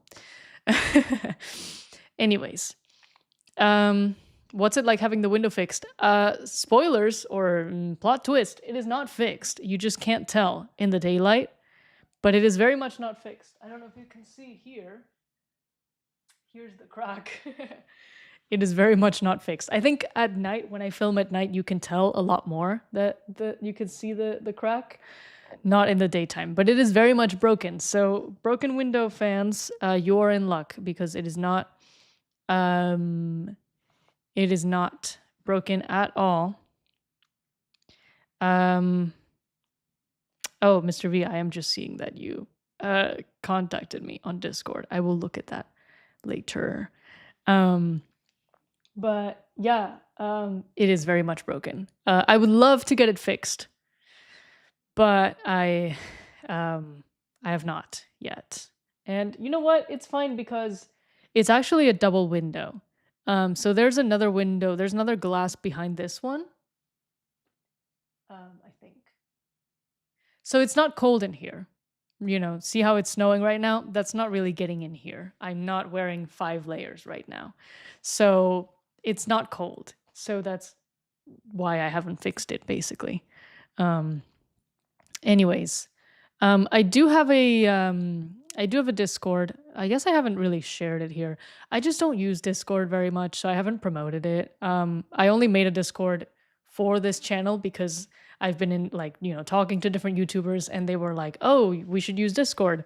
And I was like, "I don't know how to use that, but I will make one for you." So I only use it to like chat with people. I don't know if I would necessarily start like a whole community on there. But maybe in the future. We will see. Anyways, we're like over an hour and a half into this and we have not yet talked about the Red Bull and V-carb liveries. So we should absolutely do that. I may pause this for a quick second. I don't actually have a screen, like a BRB screen, so I might just use the starting soon screen again. But it is not starting soon. It's been like an hour and a half. So I will be right back. And after I come back, we can talk about the Red Bull and V-carb liveries because we are overdue about that. So, alrighty, be right back. Do not miss me too much.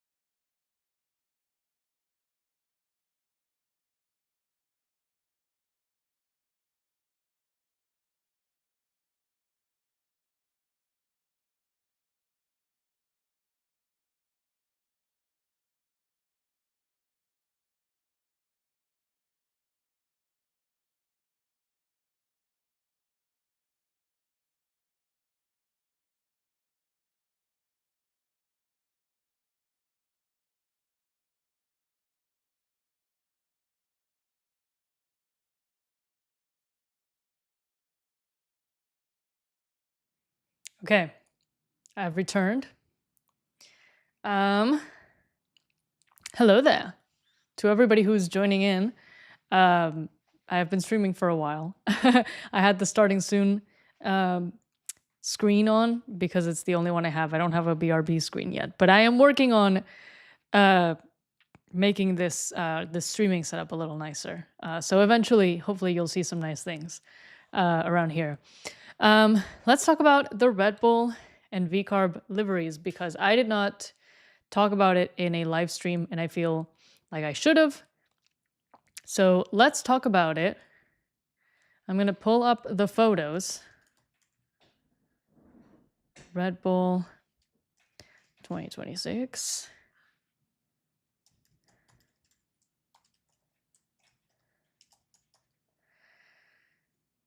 And the VCarb.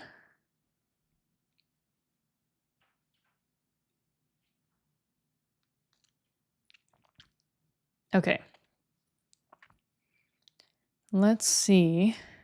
I would love to wait. Let me see if I can have the chat up as well while I do this.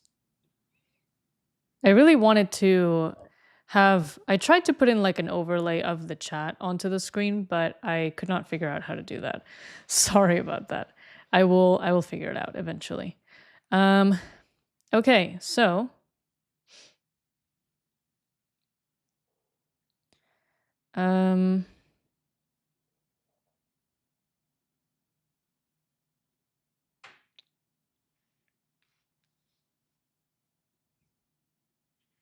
here we go. Here is the Red Bull. And let me pull it up in maybe another screen, a new tab. Or not that image. Ooh, that is a low quality photo. What the hell?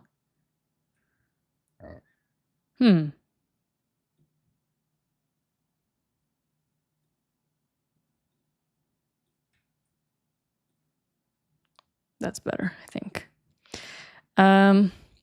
Yeah, in case anybody had not seen the Red Bull livery, this is what it looks like. Personally,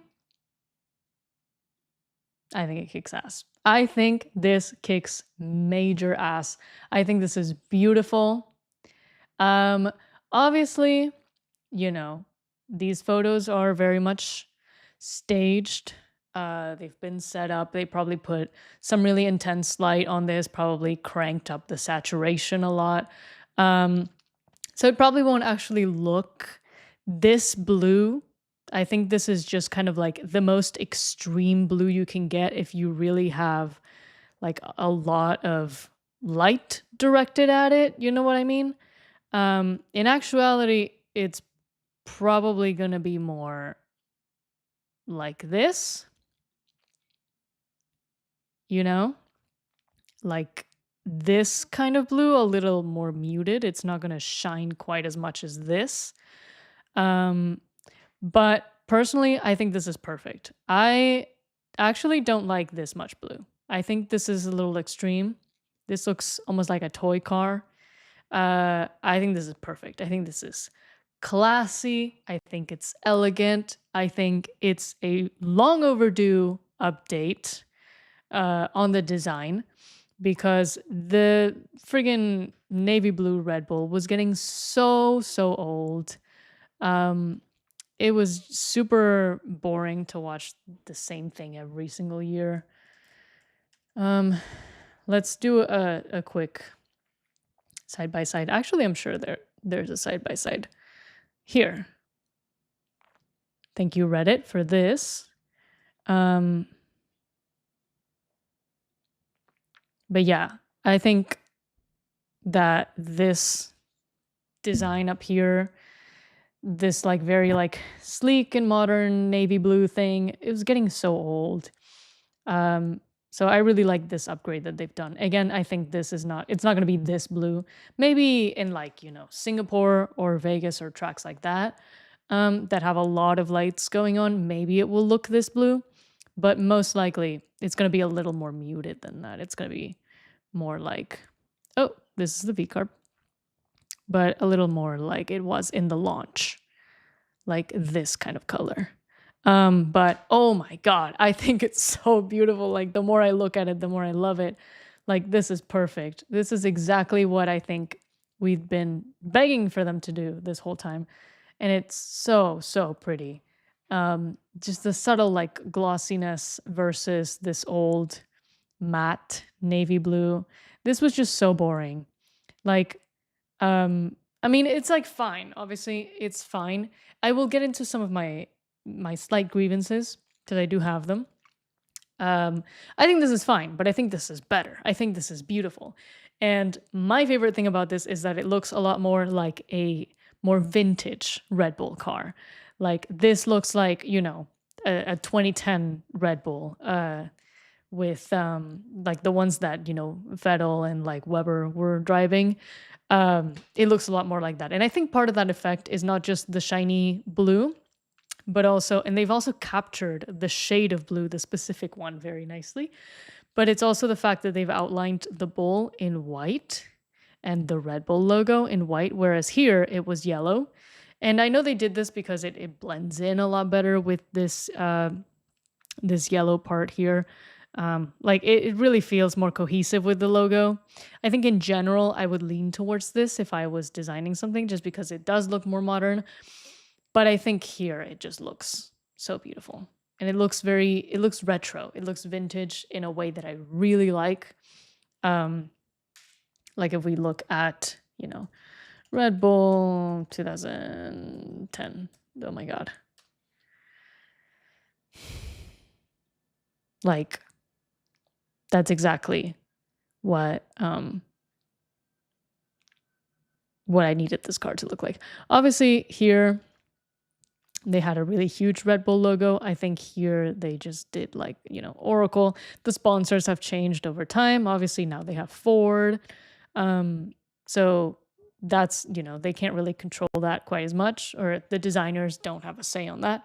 Oh, here's like a better split. That's really cool. Again, I don't think it will be this blue. But I think this is so beautiful.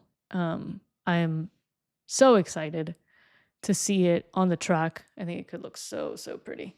And I'm glad that they've sort of thrown it back to like a more vintage Red Bull. That's so exciting. And a long overdue change, in my opinion. Now, in terms of grievances, my one grievance, or I guess maybe, yeah, hope, my hope is that it is actually this blue. Actually, this blue, and not so much this blue. Because this is the same color that like Williams is using, the same color that Loki VCarb is using. The same color that like Alpine would probably be using if they didn't have BWT. So what I'm saying is I frigging hate that there are like 4 teams that are blue, and I feel like I'm forgetting one, maybe even. I'm just annoyed by that. I feel like I want teams to have very distinct color schemes, and that is one thing that I appreciated about this old Red Bull, is that they really owned the navy blue, right? Obviously the yellow and the red as well, but they really owned the navy blue. None of the other teams had this navy blue.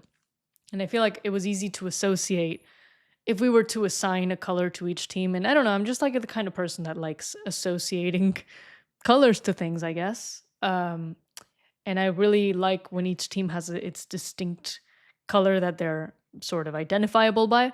And Red Bull was easy because it was just this navy blue, right? Whereas with Williams, Alpine, like Alpine, obviously they have the pink now, so thankfully they can be the pink team, the pink water team. Thank God. But if it wasn't for that, they would also be blue, right? And then Williams is blue, and then VCarb is also kind of blue. So I'm glad that like at least teams are starting to differentiate themselves in that way, right? So VCarb is kind of leaning more towards white, and Alpine has the pink.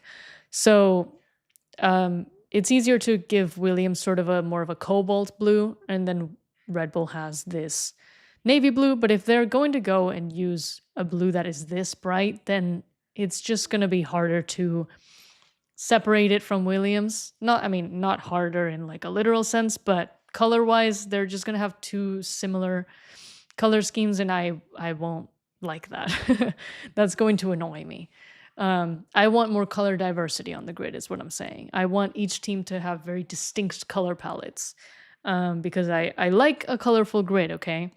And it is forever, I'm forever sad that Renault left the grid because that yellow car really added so much to the grid.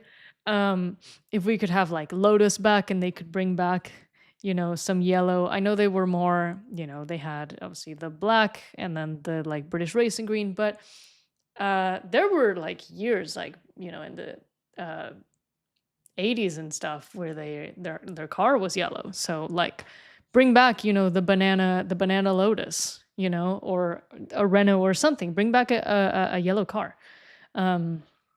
So anyway, yeah, I want like colors to be very distinct. And that's another thing I'm sad about is Sauber leaving, because as much as I hated, Stake and Kick being involved, I did like that neon green. It was unique. It was easily identifiable. It brought a pop of color to the grid. So that's something that I'm going to miss, So yeah, I want more color diversity, and I feel like a Red Bull that was this colorful is not it. And that's also another gripe that I have, which is with the team kit. Let's see. Like this. Oh, these photos are really low quality. This is not it, in my opinion. Is it ugly? No. Is it a shade of blue that does not correspond to Red Bull? Yes. I understand why they did it, because of Ford. I presume it's because of Ford. They want to give Ford a little bit more of the spotlight, and so they had to compromise and put in some of that Ford blue. Sure, fine, I get it. Couldn't it have been reversed though? Couldn't we put the cobalt blue right here on the shoulders and then leave this whole middle section for the navy blue? Couldn't we have done that? Would that have been too similar to the V-Carb kit? Maybe. I don't think so, but maybe. Okay, fine.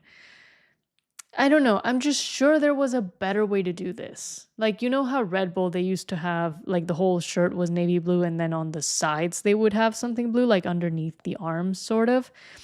They could have done that again. I don't know. I guess they really just wanted to be different. Like, they already changed the car, and they were like, oh, maybe we should change the t-shirt as well and the polo.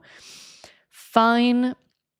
I don't know. It's going to take some time to get used to this. And my thing is, this is looking too much like Williams. I feel like Williams is going to bring something that is more or less this color as well.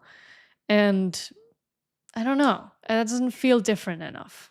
I want teams to look very distinct. And I think they want to look distinct as well, right? It's in their interest to differentiate themselves. So I don't know why they would do this. Like, does it look great? Yeah, I think it looks great. I think it's a really nice polo, nice shirt. But it's going to take some getting used to for me.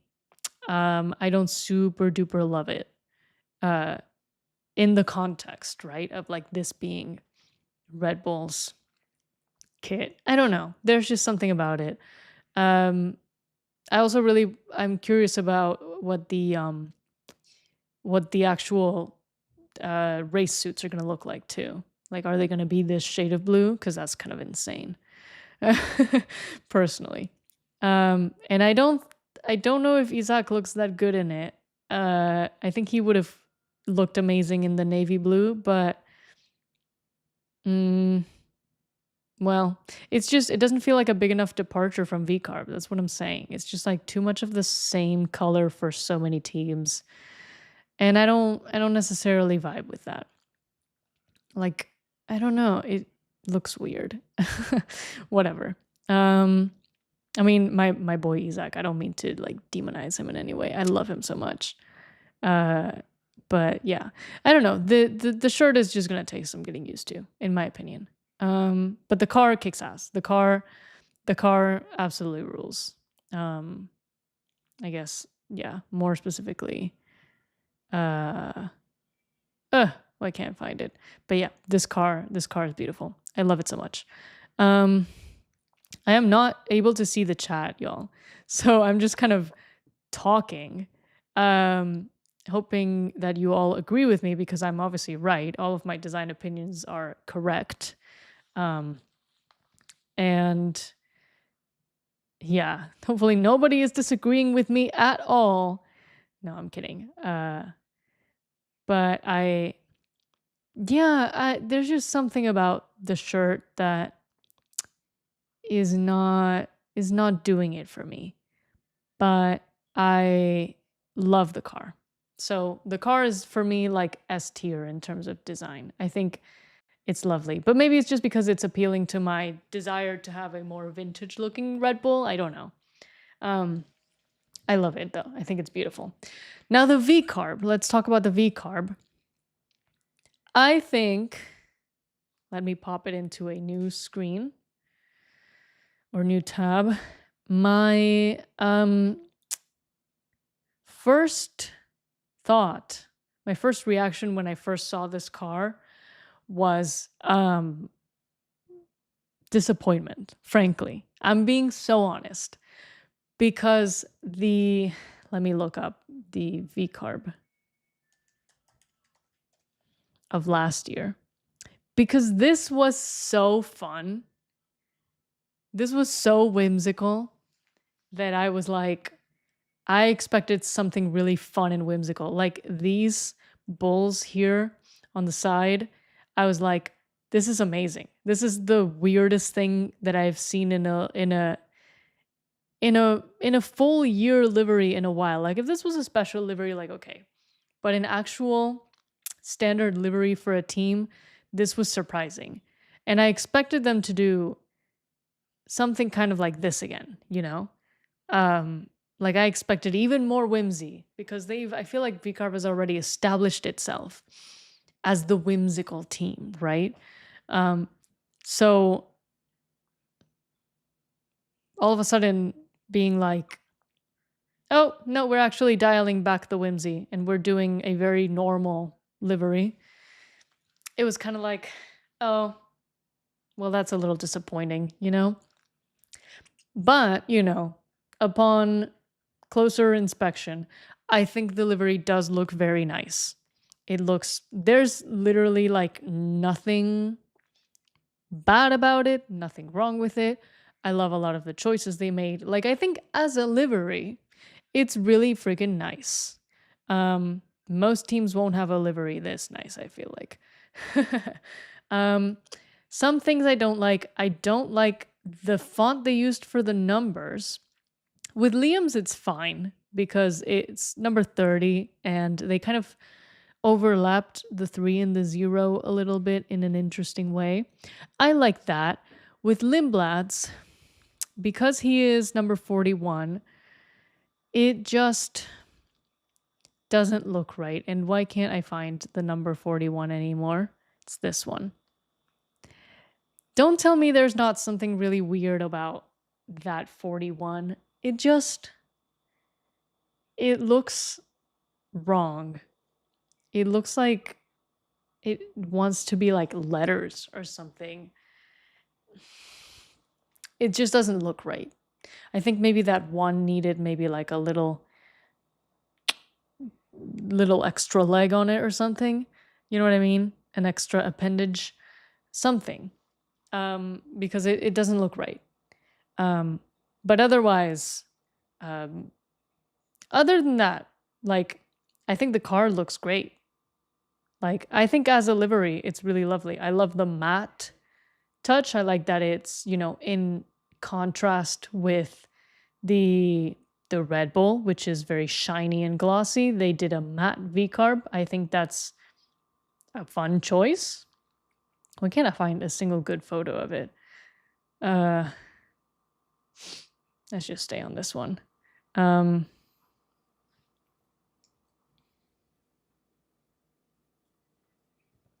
think it's a great livery just as a livery, but I am a little bit sad that they see, look at this 41. It's just not It's just not it. The 30 looks a lot nicer. The 41 is super off for me.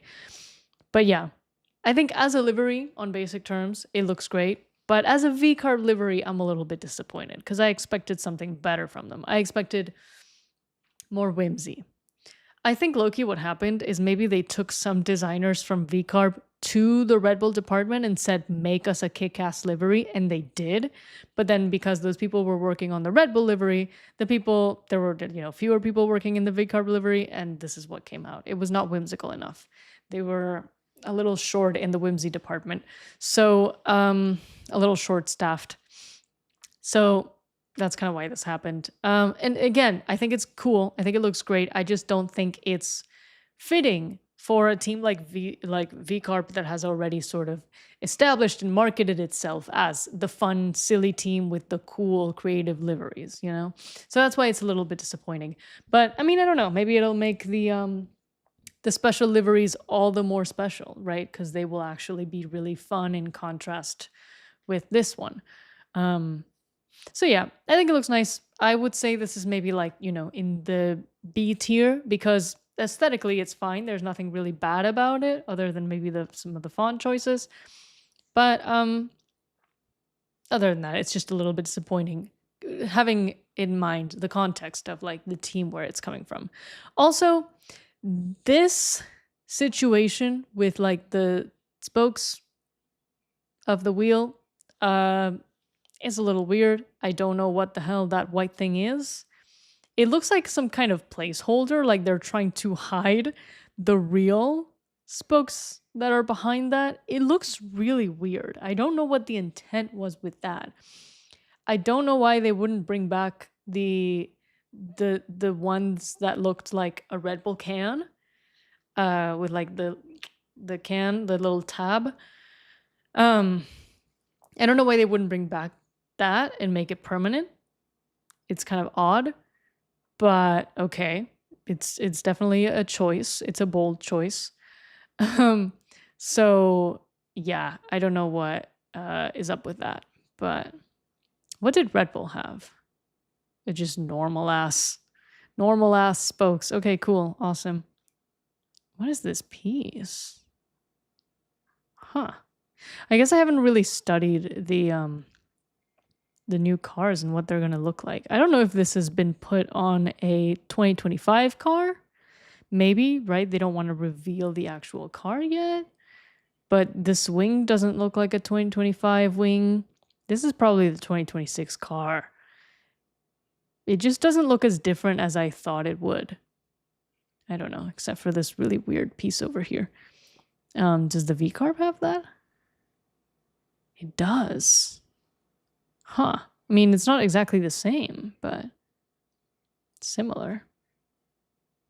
Cool. Yeah, I am not a... yeah, this wing definitely looks different.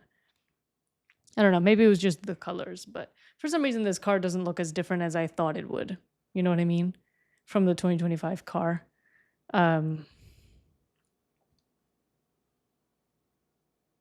Yeah, that's interesting. Huh. Well, I guess that's good. It means it won't be as shocking when we actually see the 2026 cars out on the track. They won't look that different. So that's cool, I guess. I don't know that much about engineering, so that's why I haven't really looked into any of that part of the new regs. I mean, I have looked into it, but you know what I mean. I don't really remember all the details of what they're bringing in. But yeah, sponsor colors clashing with team colors. Yeah, I feel like V-Carb has an interesting situation going on because they have to include kind of all the sort of primary quote-unquote colors because they have like red and yellow from Red Bull and blue, but they also have blue from Visa and green from Cash App. So, and then the white, I guess, is just there to like balance it all out, right? Because if they pick one of those four colors over the rest, then it's going to look like, oh, you're prioritizing one brand over the others. And they don't want to do that. So that's probably why they chose white as their base color. They've also, you can tell that they've added, I think, more blue this time around for Ford as well. They have the Ford Racing here on the side. Um, whoa, is this just carbon? Whoa, wait, they've actually left a lot of it unpainted. I didn't even notice. This is totally unpainted. Huh, interesting. So yeah, they have a little bit of a hodgepodge of colors that they have to deal with. So, all things considered, they've done a pretty good job with the livery that they had to do. Um, but yeah, I kind of feel like they could have gone a little bit crazier, personally. But we'll see what they do with the special liveries going forward. That's really what I'm excited about, as you all know.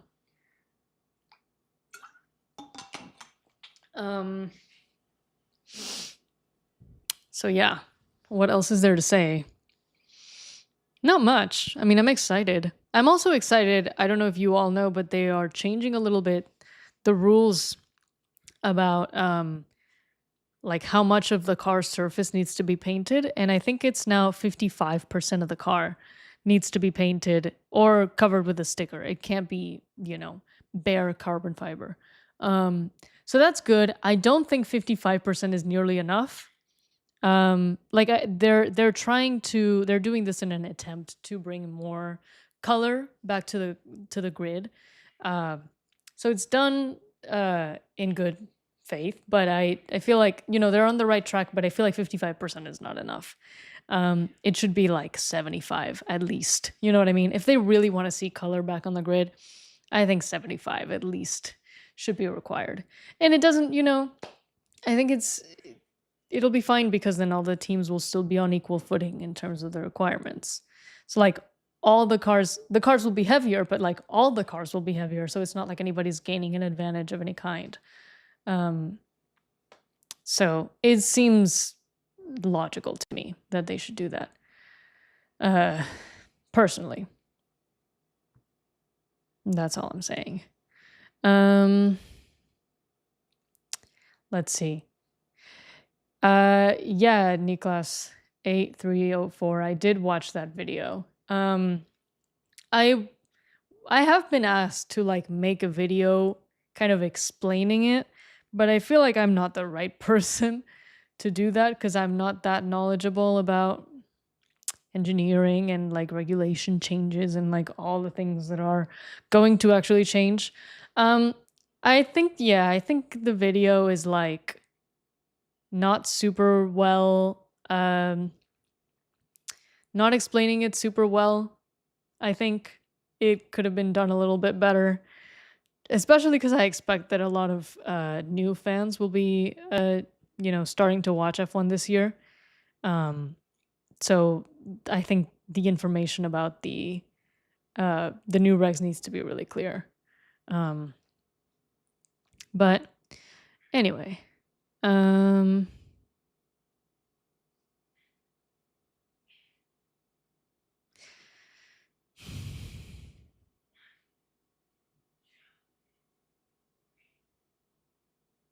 let's see. Going through some of these comments. Yeah, 2/3 of the car would also be good. What is that, like 66.6%? That is probably also a good amount. 55 just definitely doesn't seem like enough. But it's okay. I'm looking forward to the Ferrari livery because I'm really wondering what they're going to do this year again with that horrible, horrible HP logo that they have to deal with. I don't know in what world. I don't know how much HP must have paid for, partnering with Ferrari, but I don't know in what, cuz I don't know in what world Ferrari would have chosen to partner with a blue brand when their whole brand identity is red. But, money things, I guess. Yeah. I think my expectations are that the Mercedes livery will probably be more of the same. The Alpine might have something interesting. I don't think Alpine is doing... No, Alpine is doing an event. I forgot what day. But they are doing an event. I think the Aston Martin livery will look pretty much the same unless they all of a sudden surprise us. But you know, their liveries have always been pretty boring. Um, maybe since now they have, you know, Honda and Nui and like all of these cool new things, maybe they'll, you know, do something nice for the livery. Yeah, that's exactly right. HP does have a white logo and a black logo, I think. Like they have sort of, we can look this up, but they have a more simplified version of their logo, um, which I would presume is for situations like this. HP logo. Oh.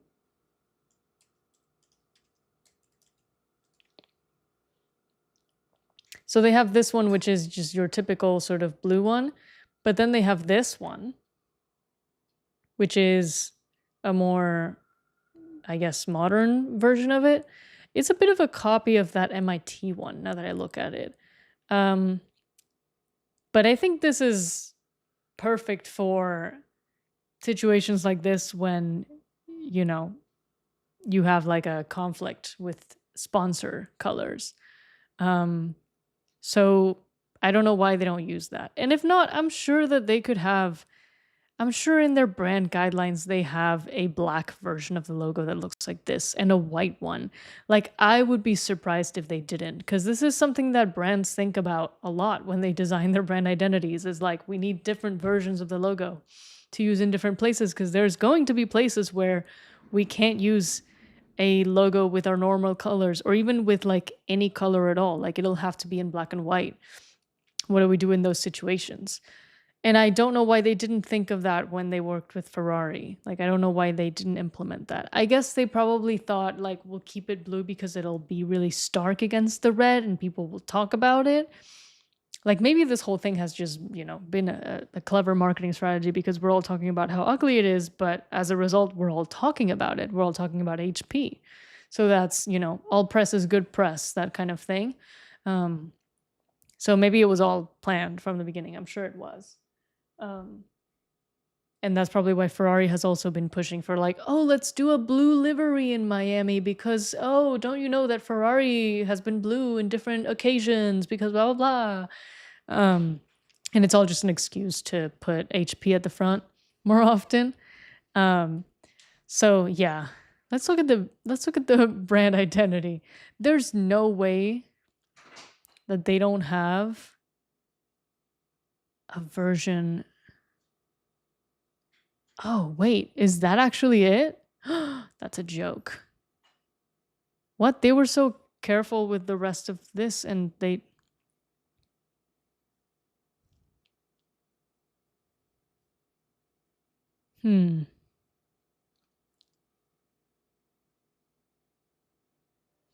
I didn't realize they had these secondary colors. I don't think I've ever seen them. This is like such a good branding deck, and you're telling me they don't have colorways for the logo? There's no fucking way.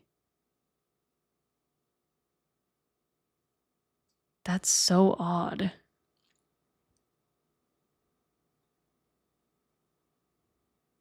Oh. That's so odd. I can't believe that they wouldn't have that.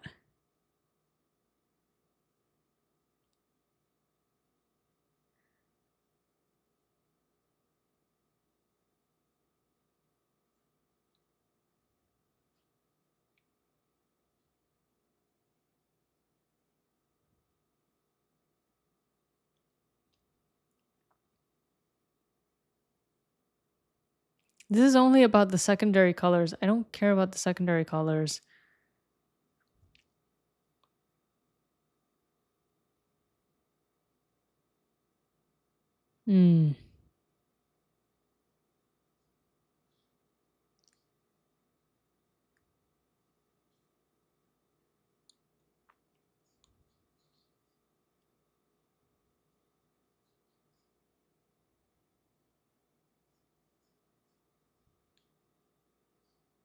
That's so interesting. I guess I didn't really look at what it says for the logo, but does it say it always has to be blue? Always applied in blue. It was literally the first line. Always applied in blue. Damn. Okay, well, I find that a little annoying and a little inflexible, HP.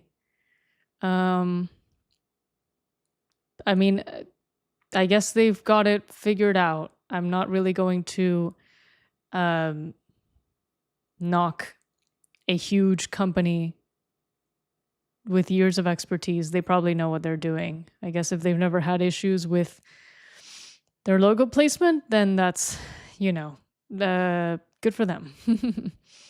But I don't know. They have their black logo on Real Madrid's jersey. Are you serious? Okay, we have to look at that. We have to look at that.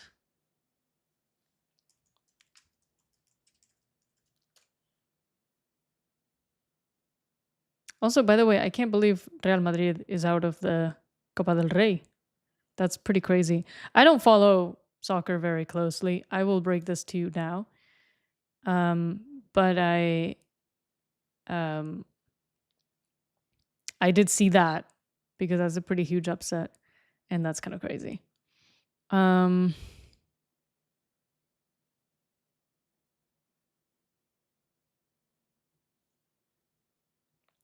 Is it this year though? Like this year's jersey? Sorry, yeah, football. I should not say soccer. I am literally Spanish. But, you know.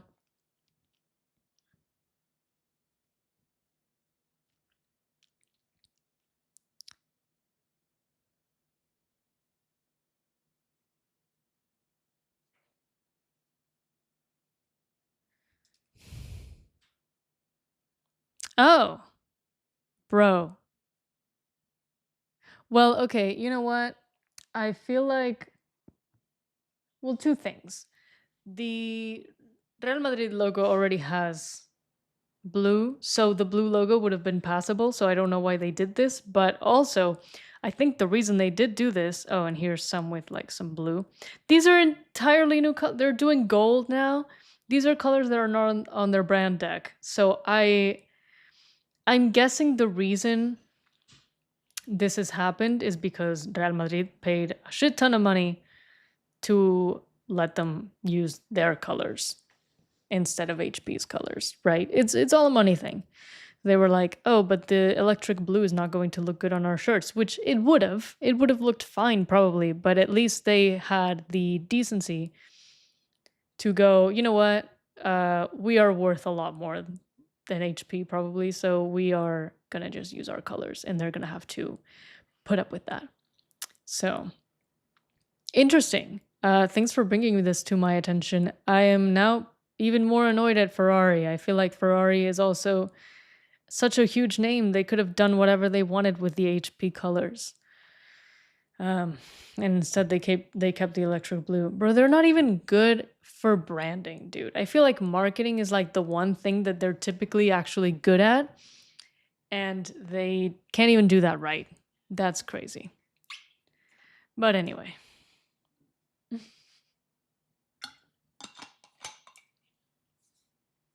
Yeah. Sorry for calling it soccer. It's very sacrilegious of me. My bad. Football. Football. It's snowing so much. Okay.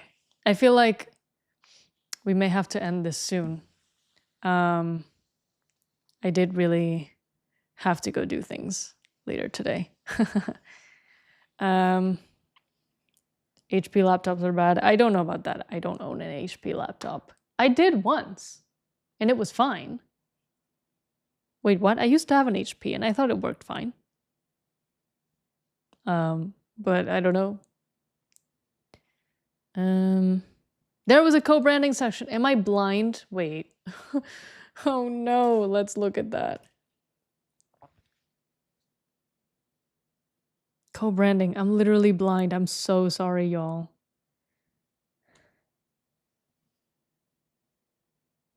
Huh.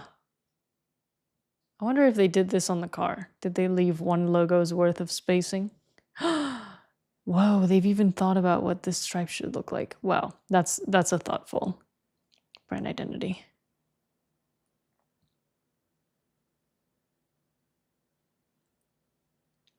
Ah, HP's partners dictate the lockup design. Oh, So basically Ferrari decides what the logo looks like, and they explicitly decided to use blue. Oh, why won't you let me access this? That's so rude.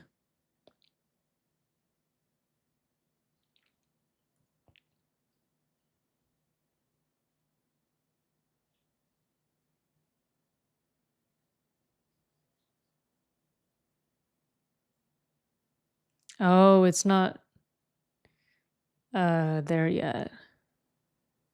It seems like. Okay, so it seems like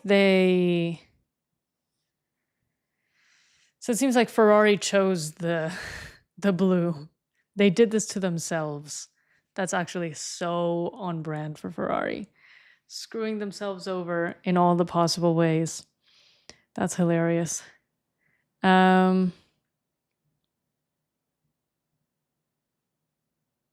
Yeah. Anyway, this is why you can't be a tifosi. Tifosa. This is why you should not be a fan of Ferrari. It's literally, you did this to yourselves, y'all. Unless you are like actually Italian and it's like, you know, your whole family is like generations and generations of tifosi, then it's like fine. You know what I mean? You know, if it's been like generations of tifosi in your family, then like fine. In any case, but if you're just like a new Formula One fan and you're like, oh, I guess I'll root for Ferrari because they seem cool. Don't do that, baby. Please don't do that to yourself. Do not do that, babes. That is a dangerous road. So yeah, no, literally Ferrari doing Ferrari things. This is like just self-sabotage. But I think it's the fact that they probably did it on purpose for free publicity. Like AKA all of us talking about how ugly this car looks and all of their special liveries and all of their things. See, they respected the line here, it seems like. That's so thoughtful. I never even noticed that. Wow. But yeah, this was insane. This was insane. Like, the more I think about this, the more I'm like, who allowed this to happen? There's no way HP was happy with this, right? This is insane. It's so bad. Ugh. Like genuinely, what a concept. Someone had a crazy idea. Ooh. That's crazy. This is also really bad. Jesus Christ.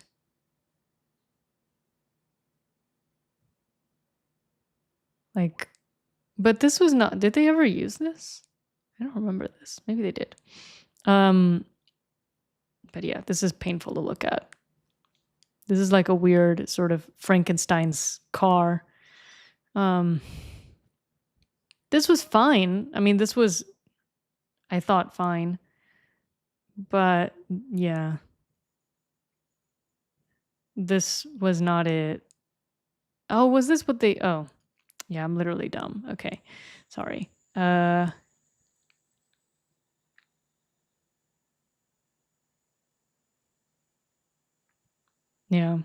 Oh, this was the 2025 livery. Okay. I mean, this was thoughtful. This is probably the best way to do it. I thought the 2025 livery looked really nice, the Ferrari one. Ferrari F1 2025. Like, I thought this was a nice livery, and I really like the dark red. I think it gives it a nice touch. I did not mind it. I thought it was classy. I feel like Lewis probably had a hand in that. because I feel like he looked really good in this like I don't is this like a garnet? This kind of garnet color or crimson.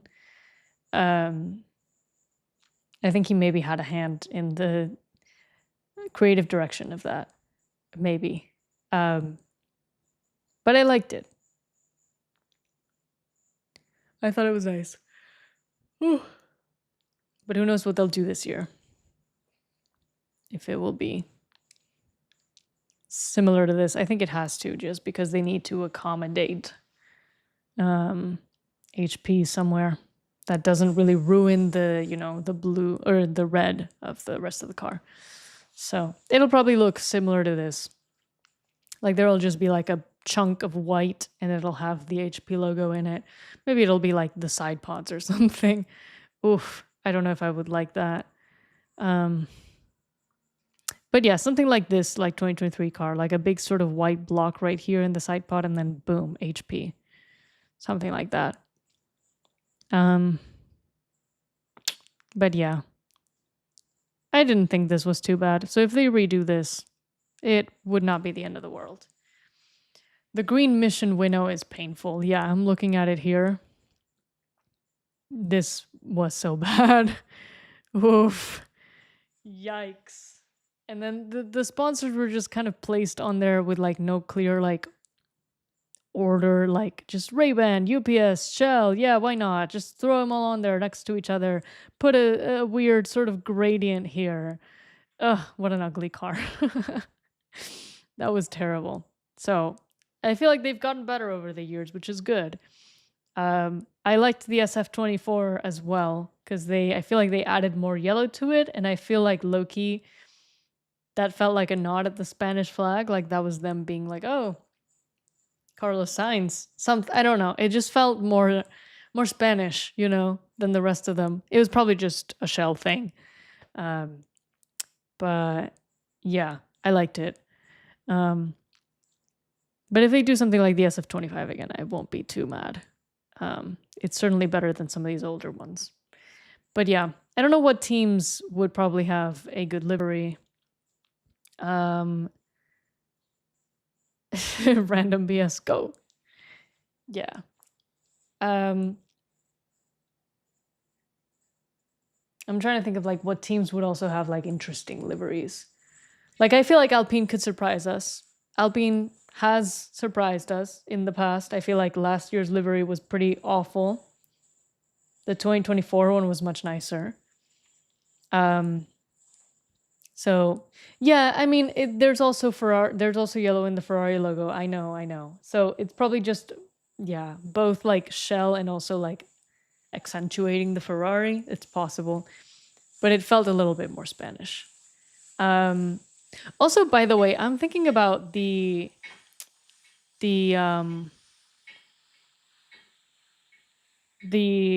I see, is it the real Nemesis? You're saying I haven't realized how different the SF25's color was. That makes me think that a lot of people, when I was watching the live stream of the Red Bull livery reveal, when they unveiled the Red Bull, a lot of people were like, boo, it looks the same. It does not look the same. Am I crazy? So I don't really know why people were saying that. But everybody was like, it's the same. I feel like that was just a knee-jerk reaction. Like people expecting that it would look the same and they were just commenting it because they saw a blue car and they were like, oh, it's the same. What did you expect? That the car would be like hot pink? Like, of course it's going to be blue.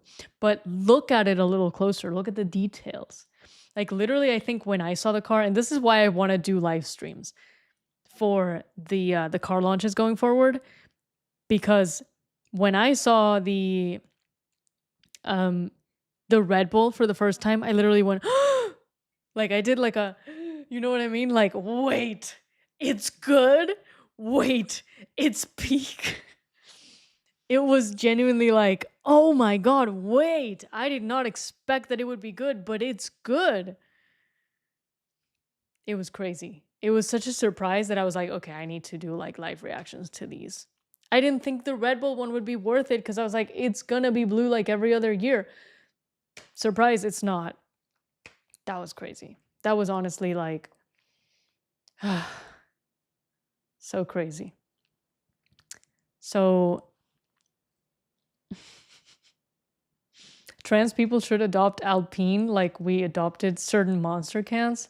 I didn't know about the monster cans being co-opted by trans people. I know about the IKEA shark plushie. That's all I know.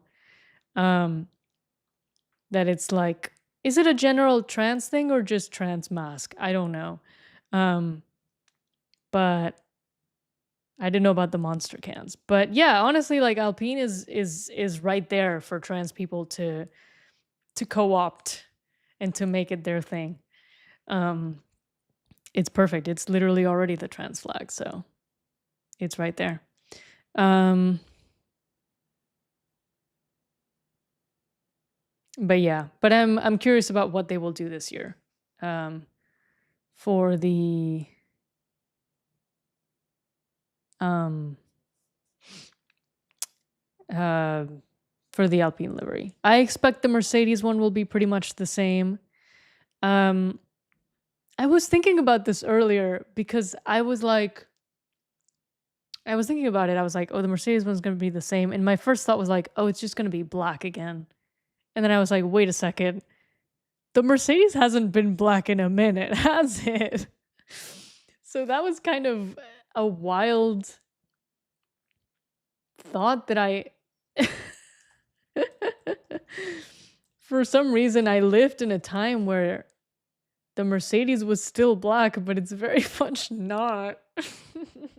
I guess half of it is kind of black because the side of it is just carbon fiber. So I wasn't entirely wrong, but like, no, we went back to silver Mercedes a long time ago.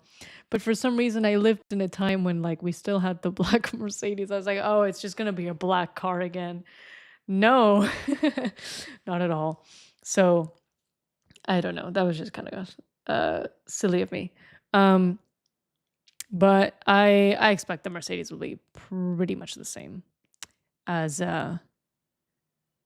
this. I don't think they're gonna change it too much. They revealed the team kit. Oh, I don't know why I got rid of this team kit. The shirts and stuff, and it basically just. Oh, this is from last year. Oh, 2026. Excuse me. It basically looks the same. The only thing they changed is like the color of the collar of the shirt. It has this like V like peak right here. It just kind of ends. I personally don't like that very much. I would not wear it. You know what I mean? What is this?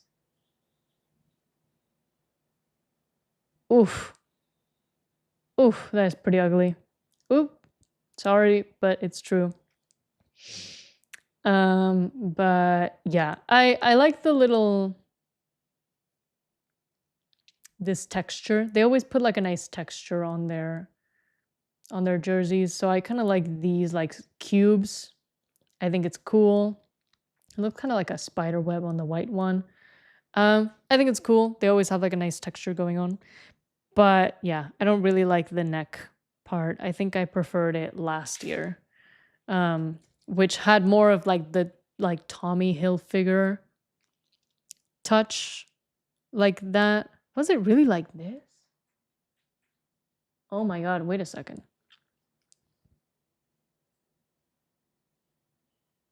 Wasn't it more of like a fabric-y? Hold on.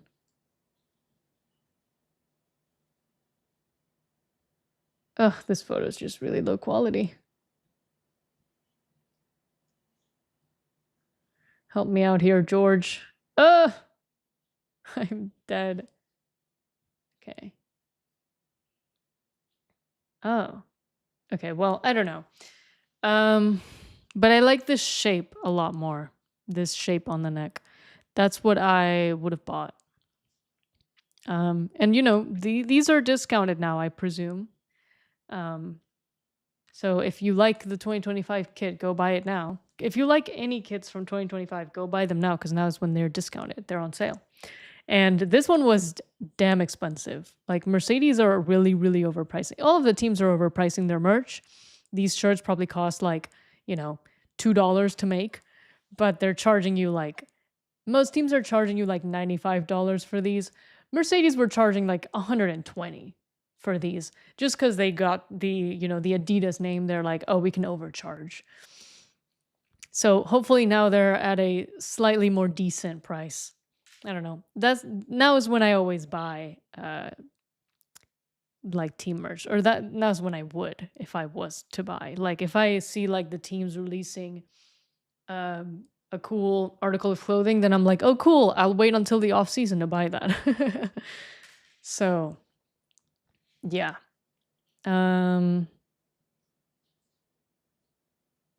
Let's look at the 2026 again. Or actually 2024. This is the one I have. And see, it's the same shape here in the neck, and I really like that. And I also really like the addition of the Tommy Hilfiger colors. I think it just looks so nice. This looked so good on Lewis. Like, genuinely, he looked so good in the Mercedes attire. But yeah. So I don't really like the neck of these, but I don't know. To each their own, of course.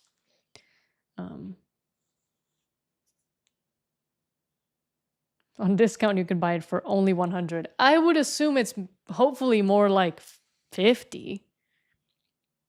Hopefully less. Most teams you can get things for like $40 US dollars, which is pretty good.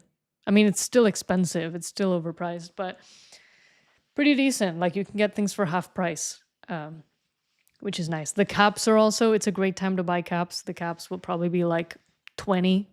So definitely much more affordable. Yeah, Lauren, we already talked about the Red Bull shirts. We can go over them again just briefly. But I was just saying I don't particularly like them. These blue ones. I think, the reason they went for this really bright blue is because of Ford. Like they wanted to like give Ford the spotlight a little bit. But I personally don't like them. I really wish that they had put that bright blue on the shoulders and on the sleeves and then kept the middle part with the usual Red Bull navy blue. That would have been my preference. I don't know if maybe they tried that and it looked worse and they thought that this was better. Could be. I haven't seen it, but I personally don't like this. As much as I love the livery, I think the livery is perfect, 10 out of 10. I don't really like the kits. And maybe, maybe we just need to get used to it. Maybe it's just because it's such a big change. We're so used to the navy blue kits that, we're not used to this cobalt blue all of a sudden. So yeah, maybe it's just a matter of getting used to it. But personally, it's not really my jam, and it's really weird. It's really strange, but I don't know. Whatever. They are feeling fancy. They want to do something special. Okay, go for it. And then there's V-Carb, which we actually didn't talk about. We did not talk about the V-Carb kit. I think it's a massive upgrade from what they had last year. Is this it? Yeah, this is it, right? Like, if you see the photos, and they're all on Instagram, which is a little annoying.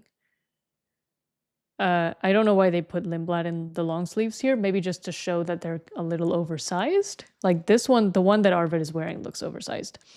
But I think this looks amazing. I think this is great. I also don't understand this photo because you can see like Liam's necklace peeking through the photo and it looks like it's the zipper, but it's not. It's just his necklace. And I think that's such a horrible editorial choice. Like whoever was taking these photos, did they not notice Or did they not ask Liam to take off the necklace just briefly? Like, that is a crazy decision, in my opinion. But yeah, but I think the shirts look amazing. They also showed the kits. I mean, we could go into Instagram and look at these, but I think it looks absolutely stunning. They did a really good job adding the touches of green for Cash App. I think it looks wonderful. Definitely an upgrade from last year by all accounts. I mean, obviously these are like heavily edited and stuff, but I think they look great. So yeah, and the shirts as well. Like I think they look really nice. Compared to 2025, because sometimes it's hard to like remember. But yeah, this is what they had last year. And I feel like it's on brand with the livery, with the like bowl that turns into a lot of smaller bowls. But it's a lot uglier. Maybe it's just the like red Hugo. I think this did not really do the shirt any favors. So I'm glad they removed it. And just the design, like I like how they have it now with the sleeves being blue. They've also made it a slightly darker shade of blue. Oh, and they also had these polos. Yeah, it just wasn't it, I feel like. Oh, sorry, this was 2024. My bad. But weren't the 2025 polos kind of similar? I don't know, maybe not.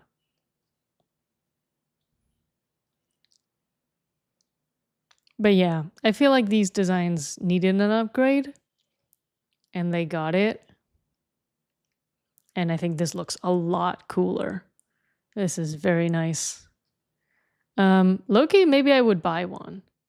Oh, I like this black stripe here on the side. That's so cool. They did a great job.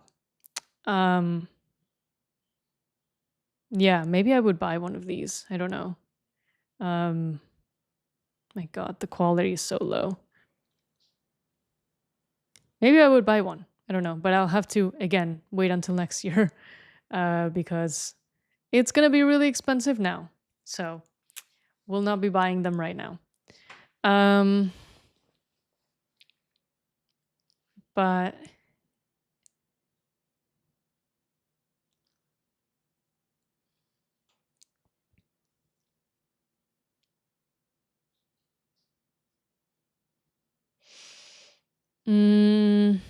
looking through the chat.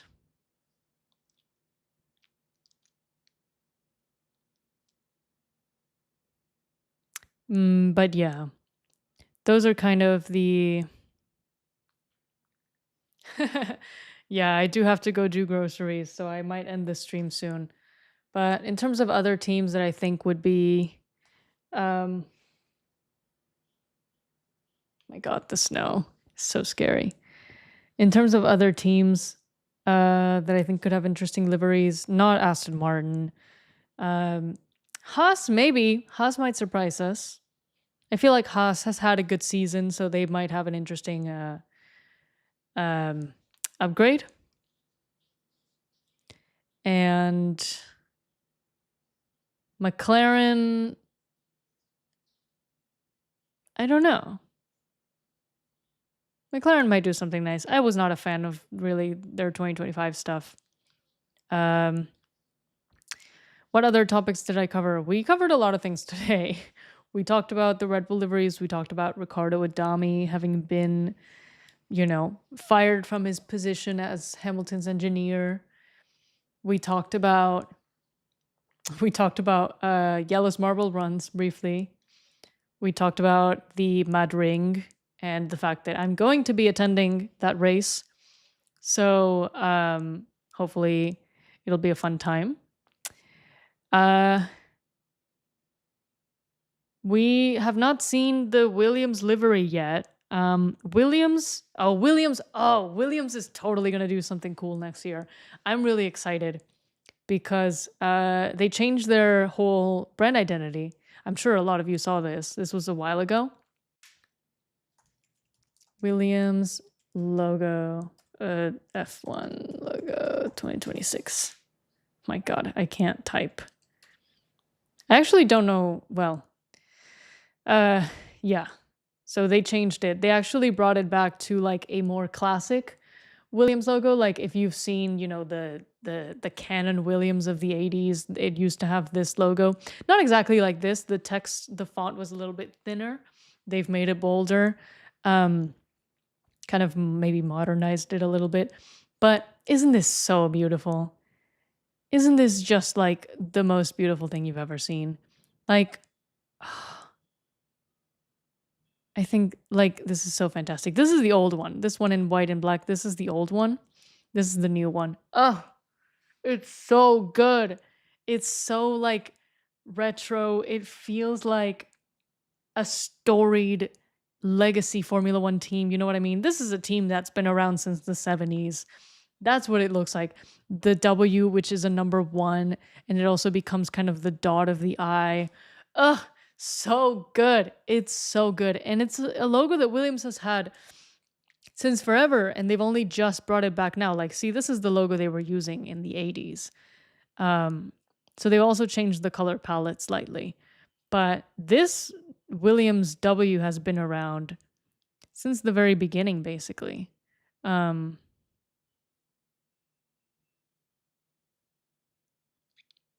Look at that. This W, very much since the beginning, has been there. And it's changed color, it's changed shape a few times. But it's been around for much of the time. And then at some point, they got rid of it.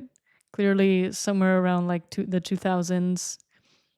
And then they had all of these things going on. They had the Martini era, which was fun. But yeah, then they kind of had this, which is fine. It's just a little bit uninspired, I feel like. So going back to this, in particular this, I think they mostly took it from this like Canon Williams era, which or maybe the Rothmans Williams era, which was, when they were like winning titles and stuff. um yeah, I think it's smart, and it's a nice touch. Why can't I? Oh, that's annoying. Oh, this is 2025. Never mind. Yeah, I think it's just so smart. It's so clever to do this brand wise. Like, it looks amazing. Just take an old logo, modernize it, and so that way you keep the vintage touch, but also the modern touch. It's fantastic. It's fantastic. They've also upgraded the color palette a little bit. That's again why I'm kind of like upset about the Red Bull kit, because it's kind of like the same shade of blue, and that's annoying. But I think this is gonna be absolute fire, absolute scenes, as they say. And I'm hoping for a really, really cool livery. I think it could be they remove some of this color, like this red, they get rid of some of that, and they just go full like blue and white and just make it look very vintage. Like, I mean,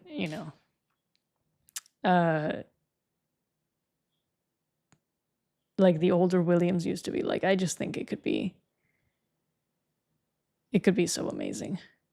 I mean, here's a concept of what that could look like, right? Or is this a livery that they used? This reminds me of that one special livery that they had in like Austin or something. But yeah, like something like this could be really cool. This is the like stealth mode stuff that they're gonna bring. But you can see that they're already utilizing that that sort of blue and white already. I think it's gonna be fire. I think it's gonna be really, really cool. So high expectations for Williams. Definitely will be live streaming when that happens. And then what else? Yeah, we pretty much go Williams. We've pretty much talked about every team. I did not see what Tomo made. I saw that he made a video about it, like redesigning the Red Bull livery. I've not seen it, but honestly, I don't think it needs a redesign, because I think the one they currently have is fantastic. So, yeah, Um, and other teams, Audi will also be very exciting, and Cadillac, and that's why I will definitely also be live streaming those. Remember that Audi is on the 20th of January, so like in a few days, literally 3 days from today. So, and also Honda on the same day. So remember to be here for that. Um, I'm excited. We saw that concept livery that they did back in like November or so, which was like this red and gray. It kind of looked a lot. You know what? I will show it. Make the channel banner go Yums hamster if the livery is good. Honestly, I might. I would do that. Screw it. Yeah, fuck it. I would do that. Let's look at that. Audi F1 livery. This thing. I doubt it will look anything like this. This is definitely not real. But this is what they showed a while back.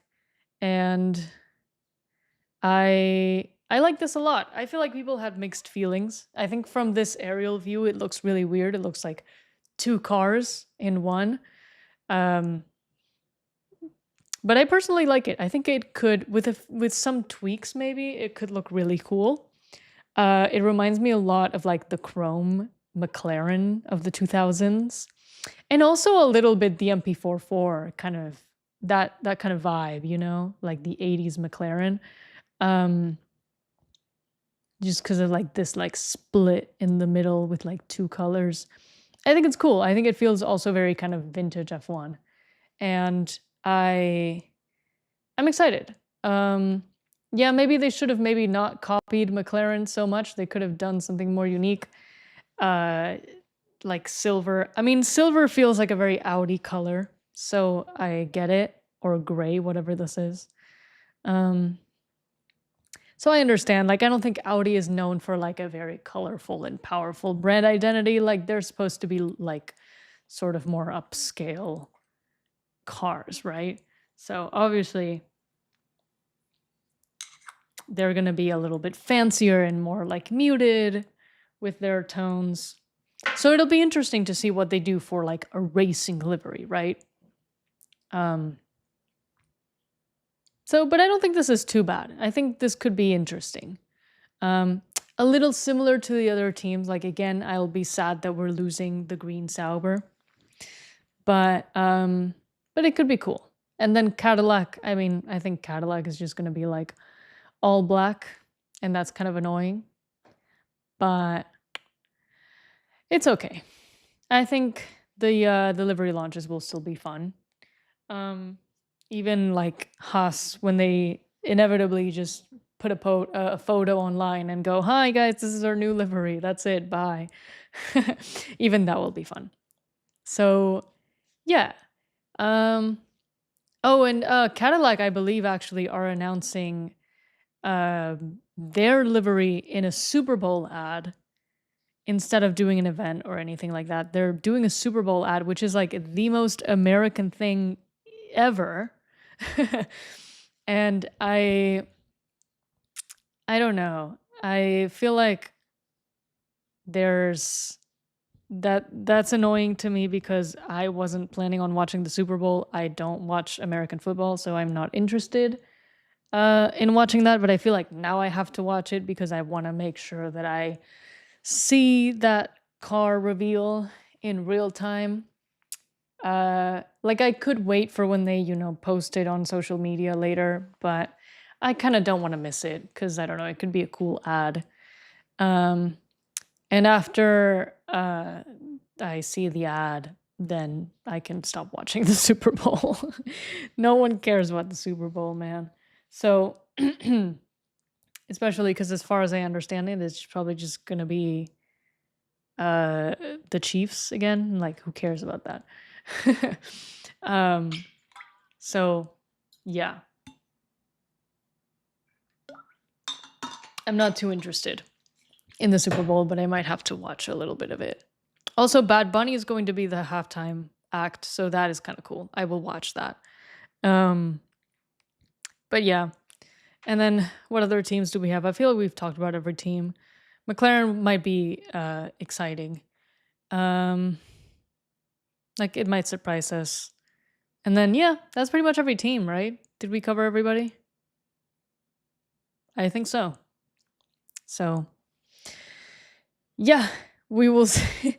Lost the 3 American viewers. Oh no. Anyway, oh, the Chiefs didn't make the playoffs. Oh, wow.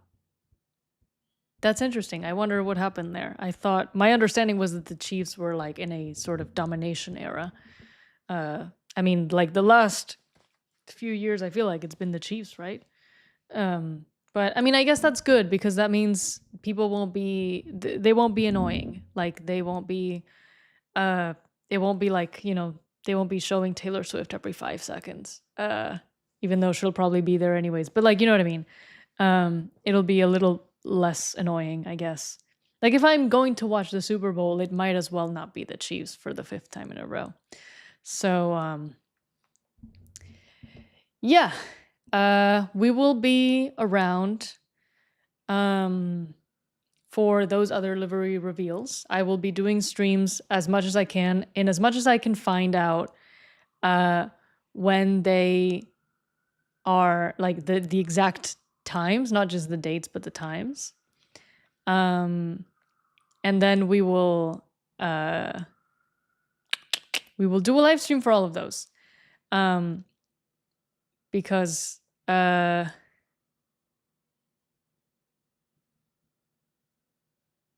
sorry, I'm getting so distracted.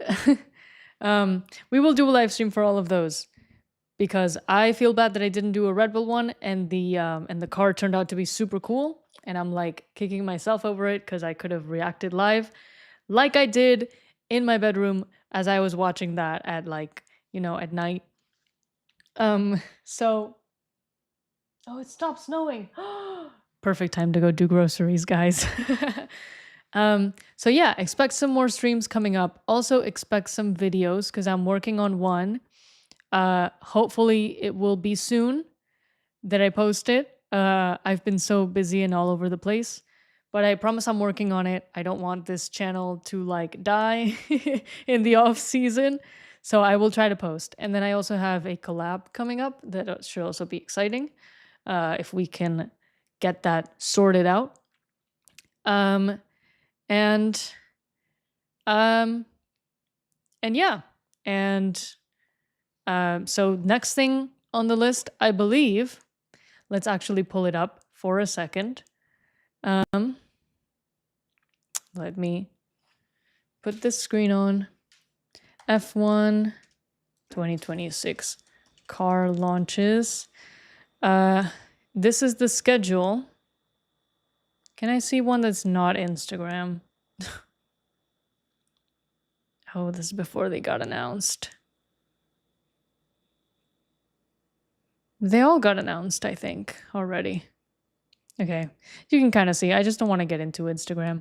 But Red Bull and VCarb already happened on the 19th. So in 2 days, Haas will be dropping a picture online because they have no budget to do an event. And they'll just be, dropping a picture of their liveries and yeeting away. So that's Haas. Will be covered maybe in a community post. I'm not going to do a whole stream to talk about a picture.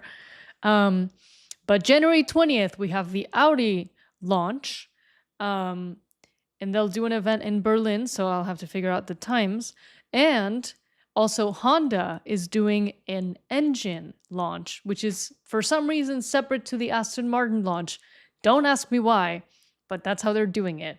So on the 20th, mark your calendars, Audi and Honda. Hopefully they will not be at the same time. I doubt it because that would be insane, but hopefully not. And then on the 22nd, Mercedes. So Mercedes, I think what they're doing is on the 22nd, they're dropping photos, or not even photos, like 3D renders of their new livery. But then I think on February 2nd, they're doing an actual live event. Maybe don't quote me on this. I feel like this is just what I read from like F1.com at some point. Um, but I believe that is what is happening. Um, so maybe watch out for February 2nd. Watch out for what Mercedes may do. Um, and ooh, somebody here is saying that they work with HP. That is so funny. Yeah, that visual identity is lovely, but I don't know why they only have one version of the logo. That is ridiculous. Um, sorry to say. Don't tell your friends at HP that I said that, but it's true. And then apparently January 23rd January 23rd, Ferrari and Alpine on the same day again, hopefully not at the same time. I mean, I imagine Alpine will be doing, I think actually Ferrari are doing their event at Fiorano, and I think Alpine are doing it at Barcelona because that week is when they have that Barcelona shakedown thing, those private tests. So Alpine will be doing their event from Barcelona, Ferrari from Fiorano. So hopefully they will be at different times again. But yeah, January 23rd, we'll be here. We'll be talking about these liveries because I think these ones could be really exciting. And then these are the ones that I didn't know about, but Williams, February 3rd, I think they're not doing an event. I think they're also just going to post a photo online, but we will talk about it. Sadly, yeah, I guess it won't be an event, so we won't be like reacting live to the livery. But I don't know, maybe I'll hop on live and talk about it if it's like really good or really bad. But there will probably at least be like a community post about it for sure, because we are on this channel, we are looking out for that Williams livery. Trust. And then February 8th, Cadillac. So that'll be the Super Bowl ad. They are not doing an event or anything. As far as I know. I don't know. I feel like I remember reading they would be doing something in Detroit. I know Red Bull did their event in Detroit, but for some reason I thought Cadillac would also do it in Detroit because that is, I believe, the home of General Motors. And also, it's American capital of cars and car racing. So, yeah, but for all I know, it is going to be a Super Bowl ad, at least. So, watch out for that. Watch the Super Bowl if you so desire. I do not so desire, but I might have to. And then February 9th, Aston Martin. I think they are doing an event. I forget where. Maybe in Spain. I don't know. I don't believe it's going to be like in Japan or anything, or even in like England. I don't know. I'm forgetting where they're going to do their event. If somebody wants to refresh my memory. Yeah, I believe Aston has, for some reason, separate launches. And yeah, I guess Daytona could be. There's a number of racing capitals, I guess, in the US. We could make a case for Detroit, Daytona, and even Indianapolis. We could make a case. I mean, I guess Detroit is less racing and more just cars and car manufacturing. Racing is more Daytona and Indianapolis, I would say. So, where were we? Yes, Cadillac is going to be a Super Bowl ad. Aston Martin is probably, I think it is an event, but I don't know exactly what it's going to look like. And then McLaren, I think, is doing an event because they obviously have the money to do so. And they're doing it from Bahrain because that is the week when they will do the Bahrain preseason testing. So I think their event is going to happen in Bahrain. So we will be on the lookout for all of these. It's good that some of these are on the same day because we can just knock them all in one go, two birds with one stone, hopefully, if the times are not too far apart. I don't know, but we'll be on the lookout. I will be on the lookout, and I will be live over here to hype everybody up to react live to these liveries because I want to react to them with y'all, and I want us to have a fun time. But yeah, I think this is going to do it for us here at the Race Day Cafe because it's been over 3 hours. It's been longer than I expected to be chatting. And I have, like I said, groceries to do, and it finally stopped snowing. So I think it is my chance to go do that.